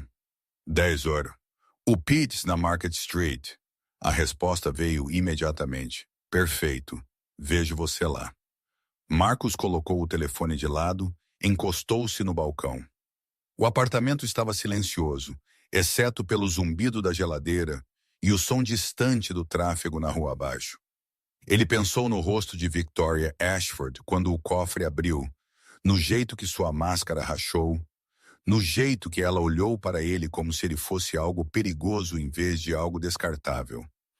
Ele pensou no cartão de visita de Helen Park em seu bolso. Professora emérita, Universidade de Stanford, a professora de seu pai. Ele pensou em Sarah Washington, apagada da história de sua própria empresa, até que um zelador com os 43 abrisse uma porta que ela não conseguia. E ele pensou em seu pai, morto há 13 anos, que o havia ensinado que máquinas não mentem e que ouvir era a habilidade mais importante que uma pessoa poderia aprender. Eu consegui, pai. Marcos sussurrou para a cozinha vazia. Eu ouvi. Seu telefone vibrou novamente. Outro texto, este de um número que ele reconheceu, o hospital. Seu coração parou. Eles provavelmente estavam ligando sobre a conta, sobre parar o tratamento. Mas quando ele abriu a mensagem, dizia: Sr. Chen, recebemos um pagamento em sua conta. O saldo agora é 0. Por favor, entre em contato com o nosso departamento de faturamento na segunda-feira para detalhes. Marcos leu 3 vezes. Saldo 0. Alguém havia pago a conta do hospital de Lily. Ele ainda estava olhando para o telefone quando ele tocou. O mesmo número. Ele atendeu. Sr. Chen, uma voz de mulher cansada, mas gentil. Aqui é Angela, do faturamento do City Hospital. Eu queria confirmar se você recebeu nossa mensagem. Eu recebi, mas não entendo. Quem pagou? Doutora Sarah Washington. Ela ligou há cerca de 1 hora e pagou o saldo total da conta de sua filha. Além disso, ela estabeleceu um fundo para cobrir tratamentos futuros pelos próximos 2 anos. Marcos não conseguia respirar. Ela fez o quê? Ela disse que você me ajudou hoje, que você lhe deu algo inestimável. Ela queria retribuir o favor. A voz de Angela suavizou. Os tratamentos de sua filha estão cobertos, Sr. Chen. Tudo. Quimioterapia, medicamentos, internações hospitalares. Tudo isso, por no mínimo 2 anos. Marcos sentou-se bruscamente no chão da cozinha. O telefone pressionado contra o ouvido. Lágrimas escorrendo pelo rosto. Sr. Chen, você está aí? Sim, estou aqui.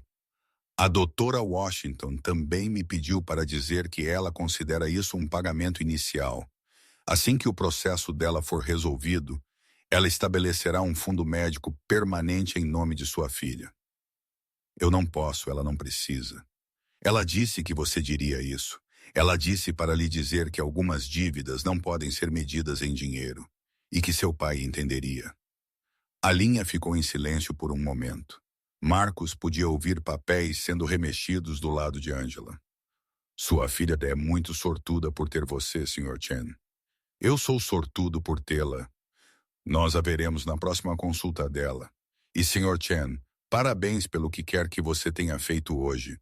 A Dr. Washington disse que você mudou a vida dela. Marcos desligou, sentou no chão da cozinha no escuro, chorou até suas costelas doerem. Então ele se levantou, lavou o rosto e foi verificar Lily mais uma vez antes de dormir. Ela ainda estava dormindo, ainda respirando, ainda viva, ainda sua. Marcos se ajoelhou ao lado da cama dela, pressionou a testa contra o colchão e sussurrou uma oração a um Deus em quem ele não tinha mais certeza de acreditar. Mas se aquele Deus estava ouvindo, Marcos queria que ele soubesse. Obrigado, obrigado, obrigado. Ele dormiu aquela noite sem pesadelos pela primeira vez em 3 anos. E quando acordou na manhã de sábado, o sol estava brilhando pela janela do apartamento e Lily estava ao lado de sua cama segurando o Dr. Hoppe. Papai, podemos comer panquecas? Marcos sorriu. Sim, querida, podemos comer panquecas. Enquanto ele misturava a massa em sua minúscula cozinha, seu telefone vibrou com notificações. O vídeo da noite anterior havia viralizado. 5 milhões de visualizações. 10 milhões. Em alta em todas as plataformas. As manchetes estavam por toda parte. Zelador arromba cofre impossível, expõe fraude de bilhões de dólares. Bilionária da tecnologia humilha. Funcionário destrói seu império. Davi contra Golias. Pai solteiro derrota CEO mais poderoso do Vale do Silício. Marcos ignorou todos eles. Ele tinha coisas mais importantes para fazer. Como fazer panquecas para sua filha. Como encontrar Sarah Washington para um café em 3 horas. Como ligar para Helen Park na segunda-feira para conversar sobre seu futuro.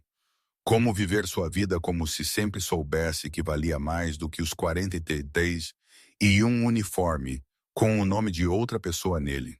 Porque agora ele sabia. As máquinas haviam lhe dito a verdade. E a verdade era, este Marcus Chain nunca foi lixo. Ele apenas estava esperando que alguém lhe desse uma razão para provar isso. O Pete's Coffee na Market Street estava lotado na manhã de sábado. Marcos chegou 10 minutos antes. Encontrou uma mesa de canto onde podia observar a porta. Ele se vestiu com as únicas roupas civis que não tinham buracos, caque e uma camisa de botão que sua esposa havia comprado 5 anos antes. Ainda servia mal. Lily estava com a Chicken do andar de baixo, a avó que às vezes a cuidava quando Marcos trabalhava até tarde. Ele havia dito a Lily que era uma reunião de trabalho. Não sabia como explicar que a mulher que ele estava encontrando acabara de pagar por 2 anos de seus tratamentos de câncer. Sarah Washington entrou exatamente às 10. Ela usava jeans e um moletom de Stanford, seu cabelo preso em um rabo de cavalo. Sem a bolsa carteiro da noite anterior, ela parecia mais jovem, menos cansada. Como alguém que finalmente havia largado um peso que carregava há 12 anos. Ela avistou Marcos, sorriu, caminhou até ele. Obrigada por ter vindo, ela disse sentando-se à sua frente. Eu deveria estar agradecendo a você. O hospital ligou ontem à noite. Doutora Washington, eu não posso aceitar. Sarah, por favor. Ela levantou a mão. E sim, você pode aceitar. Você me devolveu minha vida. Deixe-me fazer o mesmo por você. Eu apenas abri um cofre. Você expôs uma fraude que tem destruído minha carreira por mais de uma década.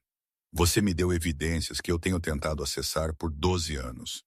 Você me deu justiça quando todos os outros me disseram para calar a boca e seguir em frente. Ela se inclinou para frente. Então sim, Marcos, você pode aceitar minha gratidão. Uma barista chamou um nome. Alguém riu em uma mesa próxima. A luz da manhã entrava pela janela em um ângulo que fazia os olhos de Sarah parecerem mais claros do que eram. Eu não fiz isso por você, Marcos disse baixinho. Eu fiz isso pela minha filha, pelo dinheiro. Mas você não pegou o dinheiro, porque não era meu. A maioria das pessoas não faria essa distinção. Sarah puxou o telefone e mostrou a tela a ele. Era uma notícia da TechCrunch. A manchete dizia: Victoria Ashford renuncia ao cargo de CEO em meio a alegações de roubo de patentes. Marcos escaneou o artigo. Victoria havia renunciado na noite de sexta-feira. O conselho havia lançado uma investigação interna. A APO foi adiada indefinidamente. A SEC havia aberto uma investigação formal sobre fraude de valores mobiliários. Ela está acabada, Sarah disse. Sua reputação, sua empresa, tudo o que ela roubou de mim, está tudo se desfazendo. Ela fez uma pausa, porque você ouviu uma fechadura. Meu pai me ensinou. Helen me falou sobre seu pai. David Chen. Mente brilhante, aparentemente, ele era um serralheiro. Ele era um engenheiro que, por acaso, trabalhava com fechaduras. Sarah sorriu. Há uma diferença. Marcos olhou para suas mãos. As mãos de seu pai. Cicatrizadas por anos de trabalho manual, calejadas por segurar ferramentas e empurrar esfregões, e fazer o que fosse preciso para sobreviver. Helen quer conversar com você sobre voltar à escola, Sarah disse. Ela te contou isso? Ela me deu o cartão dela. Stanford tem um programa para estudantes não tradicionais. Pessoas que deixaram a escola por várias razões. Pessoas com experiência no mundo real que importa mais do que um diploma. Sarah se recostou. Eu gostaria de patrocinar sua inscrição. Marcos olhou para cima. O quê? Bolsa integral, mensalidades, livros, despesas de moradia. Engenharia mecânica. Você terminaria o que seu pai começou? Eu não posso. Eu tenho Lily. Eu tenho contas. Eu tenho um emprego na Ashford Technologies, começando segunda-feira. $75.000 por ano mais benefícios. Você poderia fazer aulas noturnas.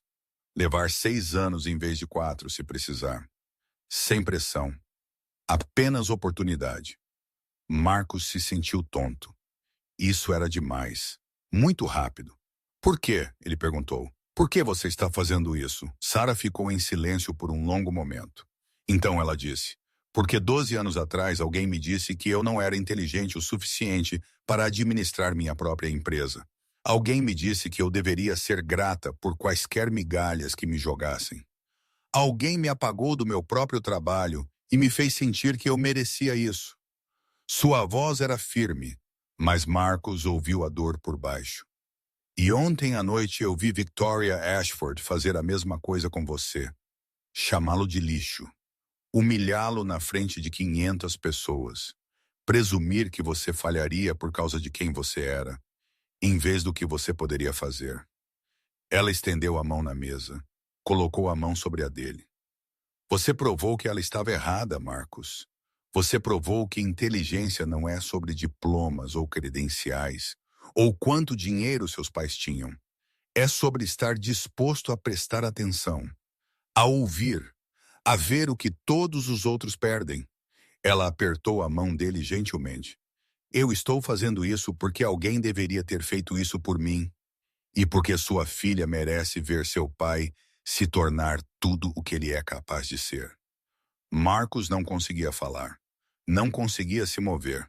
Sarah puxou a mão, tomou um gole de café que havia pedido enquanto conversava. Pense nisso. Converse com Helen. Converse com Lily. Sem pressão. Mas a oferta permanece.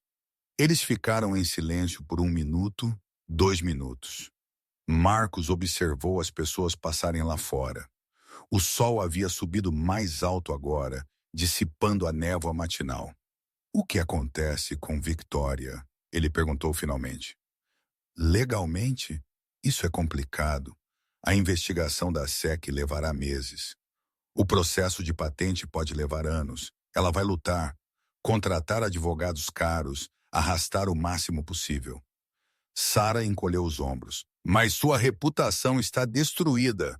Isso é permanente. No Vale do Silício, uma vez que você é exposto como uma fraude, você não volta. E você, o que acontece com você? Sarah sorriu. Estava cansada, mas genuína. Eu reconstruo.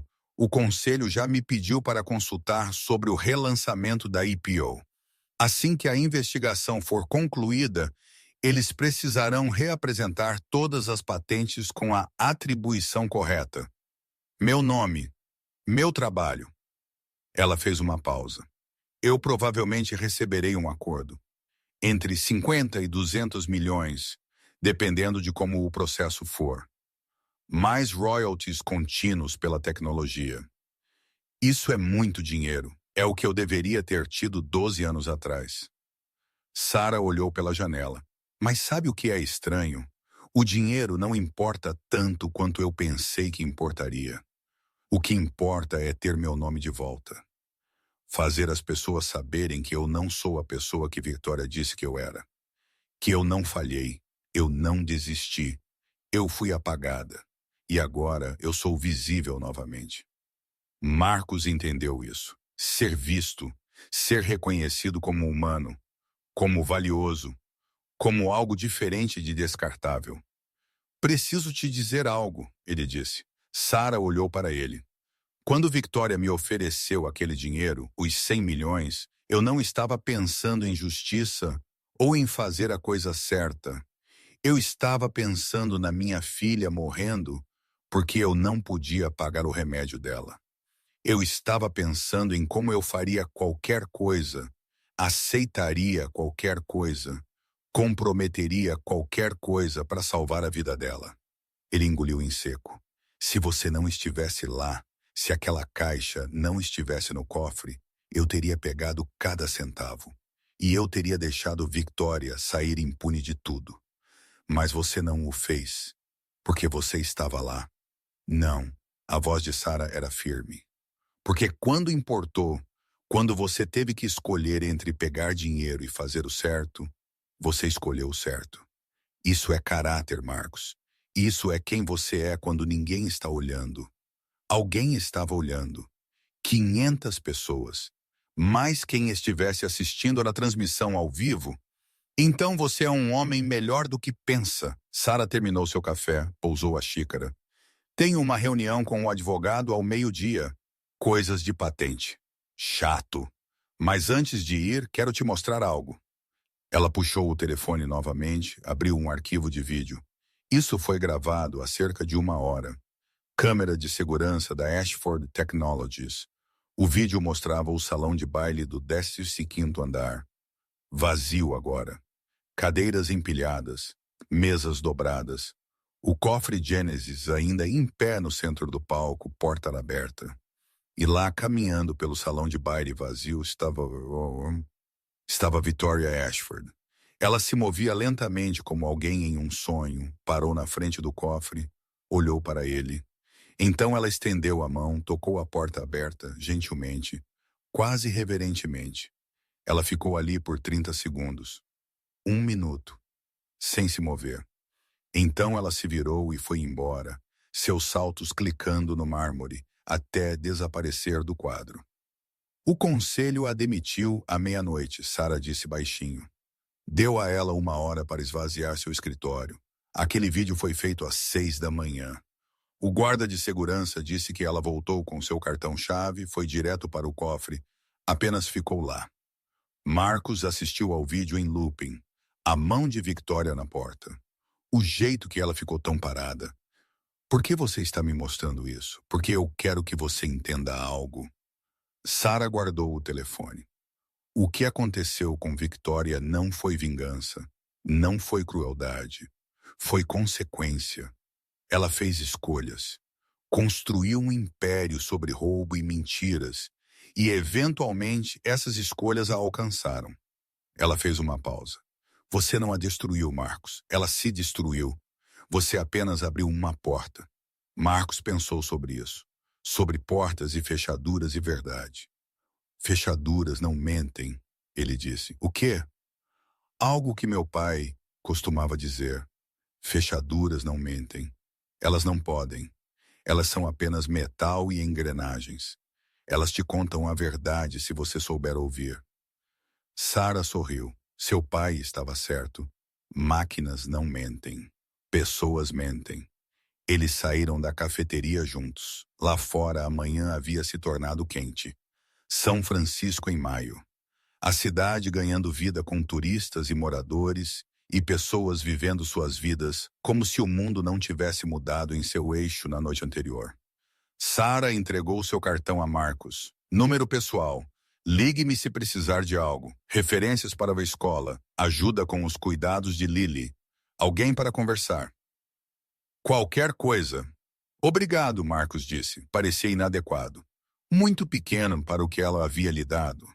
Obrigada, Sarah respondeu. Por me ver, por acreditar em mim, por abrir uma porta que eu não podia. Ela o abraçou rapidamente, então foi embora pela Market Street, desaparecendo na multidão. Marcos ficou ali por um momento observando a cidade se mover ao seu redor. Então ele puxou seu telefone e ligou para Helen Park. Ela atendeu no segundo toque. Marcos, eu esperava que você ligasse. Sarah me contou sobre o programa de Stanford. E eu quero fazer, mas preciso saber que é real, que não estou perdendo seu tempo. Marcos, Você demonstrou princípios de engenharia mecânica ontem à noite que eu ensino a estudantes de pós-graduação. Você não está perdendo o tempo de ninguém. Tenho 34 anos. Tenho uma filha de 8 anos. Não estou na escola há 15 anos. Já tive alunos na casa dos 40, 50, 60 anos. A idade é irrelevante. A voz de Helen era firme. O que importa é aptidão e comprometimento. Você tem ambos. Seu pai tinha ambos. A única diferença é que ele não teve alguém para ajudá-lo a terminar. Você tem. Marcos fechou os olhos. Respirou. Ok, ele disse. Vamos fazer. Excelente. Venha ao meu escritório na segunda-feira às 14 horas. Iniciaremos o processo de inscrição. Ela fez uma pausa. Marcos, seu pai ficaria incrivelmente orgulhoso. Espero que você saiba disso. Eu estou começando a saber. Ele desligou, voltou para o carro, dirigiu para casa pensando em seu pai, em Sarah Washington, em Victoria Ashford, parada na frente de um cofre aberto às 6 da manhã, tocando a porta de sua própria destruição. Sobre como tudo isso havia começado porque uma bilionária o chamou de lixo. Quando ele chegou em casa, a senhora trouxe Lily para cima. Sua filha correu para ele, jogou os braços em sua cintura. Papai, a senhora Chen fez bolinhos. Eu comi 6. 6? Você vai explodir. Não, não vou. Estou crescendo. Preciso de nutrição. Marcos riu. Pegou-a no colo, mesmo que ela estivesse ficando grande demais para isso. Segurou-a apertado. Adivinhe o que, querida? O quê? O papai vai voltar para a escola. Lily recuou, olhou para ele seriamente. Como eu, mais ou menos. Faculdade, para terminar o que o vovô começou. É caro? Alguém está nos ajudando. A senhora de ontem à noite, doutora Washington. Sim, ela. Lily pensou nisso. Então ela disse, ela é legal. A senhora Ashford foi má, mas a doutora Washington é legal. Sim, querida. Ela é. Naquela noite, depois que Lily foi para a cama, Marcos puxou a caixa do alto de seu armário, aquela que ele não abria há 13 anos, as coisas de seu pai, os poucos itens que haviam sobrevivido às despesas do funeral e aos anos desesperadores que se seguiram. Dentro, um relógio que não funcionava mais, uma aliança de casamento gasta, uma foto da turma de Stanford de 1952, mostrando um jovem David Chen de pé na última fila, sério e focado. E no fundo, embrulhado em papel de seda, um único diário de couro. Marcos havia esquecido o diário. Ele o puxou cuidadosamente, desembrulhou-o.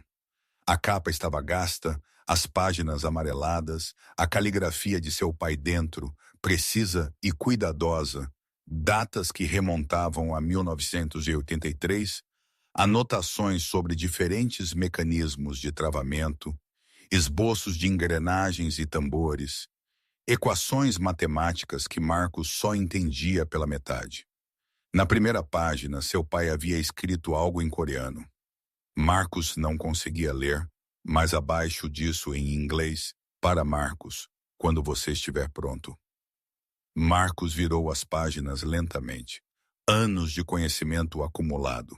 Anos da vida de seu pai destilados em observações sobre como as máquinas funcionavam, como o metal se comportava, como a verdade podia ser encontrada no clique das engrenagens. Perto do final do diário, uma página datada de 15 de outubro de 1997, o ano anterior à morte de seu pai. Ensinei Marcos sobre a fechadura canina hoje. Ele tem 15 anos, acha que sabe tudo, mas ele ouviu, realmente ouviu. Ele tem o dom, a capacidade de ouvir o que as máquinas estão dizendo. Eu oro para que ele nunca precise usá-lo da maneira que eu usei. Eu oro para que ele possa ir para a escola, possa terminar o que eu comecei. Mas se ele não o fizer, se a vida o levar para outro lugar, espero que ele se lembre que ouvir é a habilidade mais importante que uma pessoa pode ter.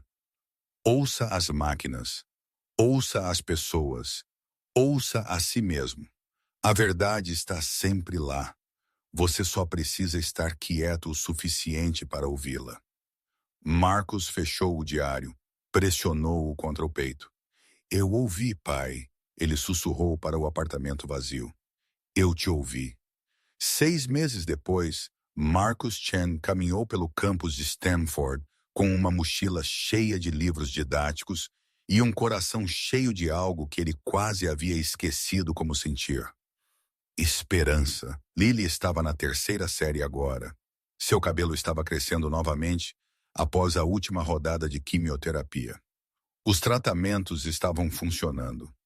Os médicos estavam cautelosamente otimistas. O processo de Sarah Washington havia sido resolvido por 130 milhões de dólares. Ela havia usado 20 milhões de dólares para estabelecer o Fundo Memorial David Chen para estudantes de engenharia não tradicionais. Marcos foi o primeiro beneficiário. Victoria Ashford havia declarado falência. A SEC a multou em 18 milhões de dólares. Ela estava enfrentando acusações criminais por fraude de valores mobiliários. Sua foto de ficha criminal havia circulado nas redes sociais por semanas. Uma humilhação muito mais pública do que qualquer coisa que ela havia infligido a Marcos. Marcos não se sentiu feliz com isso. Não se sentiu vindicado ou triunfante. Ele apenas se sentiu cansado de carregar raiva. Helen Park esperava do lado de fora do prédio de engenharia. 71 agora, mas ainda tão perspicaz como sempre. Pronta para seu primeiro dia? Ela perguntou. Apavorado. Bom, medo significa que você se importa, ela sorriu. Seu pai estava apavorado em seu primeiro dia também. Me disse que quase se virou e foi embora. Mas ele atravessou aquela porta mesmo assim. Marcos olhou para o prédio, o mesmo prédio em que seu pai havia entrado 70 anos atrás. Vamos, Helen disse, quero te mostrar algo. Ela o levou para dentro, por corredores cheios de estudantes com metade da idade de Marcos, até um auditório no 3º andar. Na parede externa, pendurada uma série de fotografias, professores e ex-alunos notáveis ao longo das décadas. Helen parou na frente de uma foto de 1952. Aquele é seu pai, ela disse apontando. Marcos se aproximou. A fotografia mostrava um jovem de terno que parecia emprestado, um pouco afastado dos outros estudantes. David Chen, aos 22 anos, antes da guerra, antes do trauma, antes de tudo o que o quebraria e o reconstruiria em alguém diferente.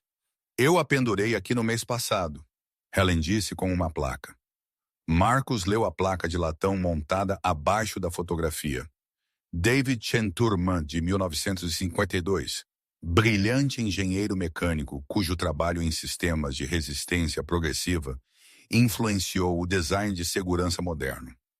Embora nunca tenha concluído seu diploma, suas contribuições para o campo permanecem inestimáveis. Esta fotografia homenageia sua memória e o legado que ele passou para seu filho. Marcos não conseguia respirar, não conseguia falar. Ele pertencia aqui, Helen disse baixinho. A guerra tirou isso dele, mas seu trabalho importava, sua vida importava. Eu queria que as pessoas soubessem. Marcos estendeu a mão, tocou a fotografia gentilmente. O rosto de seu pai, jovem e sério, olhando para um futuro que nunca chegaria da maneira que ele esperava. Obrigado, Marcos conseguiu dizer. Agradeça a si mesmo. Você é quem fez as pessoas lembrarem. Helen apertou seu ombro. Agora vamos. A aula começa em 10 minutos e eu não aceito atrasos, nem mesmo do filho do melhor aluno que já ensinei. Marcos a seguiu para o auditório. Encontrou um assento na última fila. A mesma fila em que seu pai provavelmente havia se sentado há 70 anos. O professor entrou. Começou a falar sobre sistemas mecânicos e análise de estresse e princípios que Marcos havia aprendido na garagem de seu pai, traduzidos agora para a linguagem acadêmica. Marcos abriu seu caderno. Começou a fazer anotações, e pela primeira vez em 15 anos ele sentiu que estava exatamente onde deveria estar. Depois da aula, ele dirigiu até o hospital para o check-up de Lily. Ela estava na sala de espera com o livro de Stanford que ele lhe dera, fingindo ler, inventando histórias sobre as fotos. Como foi a escola, papai? Difícil, mas bom. Você é a pessoa mais inteligente de lá? Nem perto. Tudo bem. Você ainda é a pessoa mais inteligente que eu conheço. Ela levantou os olhos do livro. Você sabia que o vovô foi para a sua escola? Sim, querida, eu sei. Eu queria ter conhecido ele. Eu também. Marcos sentou-se ao lado dela. Mas sabe de uma coisa? Ele ainda está aqui. Nas coisas que ele me ensinou, nas coisas que eu estou te ensinando. Tipo o quê? Tipo ouvir. Tipo prestar atenção. Tipo saber que as máquinas não mentem. Marcos bateu no livro. Tipo entender que você não é pequena, você é focada. Grande diferença. Lily sorriu. O vovô dizia isso o tempo todo. Uma enfermeira chamou o nome de Lily. Eles voltaram juntos, de mãos dadas. O check-up foi bom. Os exames de sangue foram bons. Tudo estava bom. Na volta para casa, Lily adormeceu no banco de trás, ainda segurando o Dr. Hoppe. Marcos dirigiu pela cidade enquanto o sol se punha sobre a baía, pensando em fechaduras e portas e verdade. Pensando em seu pai que o ensinara a ouvir. Pensando em Sarah Washington, que lhe mostrara o valor da paciência. Pensando em Victoria Ashford, que tentara fazê-lo se sentir pequeno e, em vez disso, lhe mostrar exatamente o quão grande ele realmente era. Pensando em Helen Park, que se lembrara de um aluno de 70 anos atrás e honrara sua memória ajudando seu filho. E pensando em Lily, adormecida no banco de trás, viva e lutando e teimosa e brilhante. Em um semáforo, Marcos se olhou no espelho retrovisor. Não era mais um zelador. Não era lixo. Não era descartável. Apenas Marcus Chen, estudante de engenharia, pai solteiro, filho de David Chen. Homem que abrira um cofre que 50 graduados do MIT não conseguiram arrombar, não porque fosse mais inteligente, mas porque estivera disposto a ouvir quando todos os outros estavam muito ocupados e impressionados consigo mesmos para ouvir. A luz ficou verde. Marcos seguiu em frente para o resto de sua vida, sabendo que quaisquer portas que estivessem à sua frente, trancadas ou abertas, ele tinha as habilidades para enfrentá-las, porque seu pai o ensinara a lição mais importante de todas. A verdade não se importa com credenciais ou dinheiro, ou o que alguém pensa que você vale. A verdade é apenas a verdade. E se você for quieto o suficiente, paciente o suficiente, humilde o suficiente para ouvir, as máquinas sempre lhe dirão onde encontrar.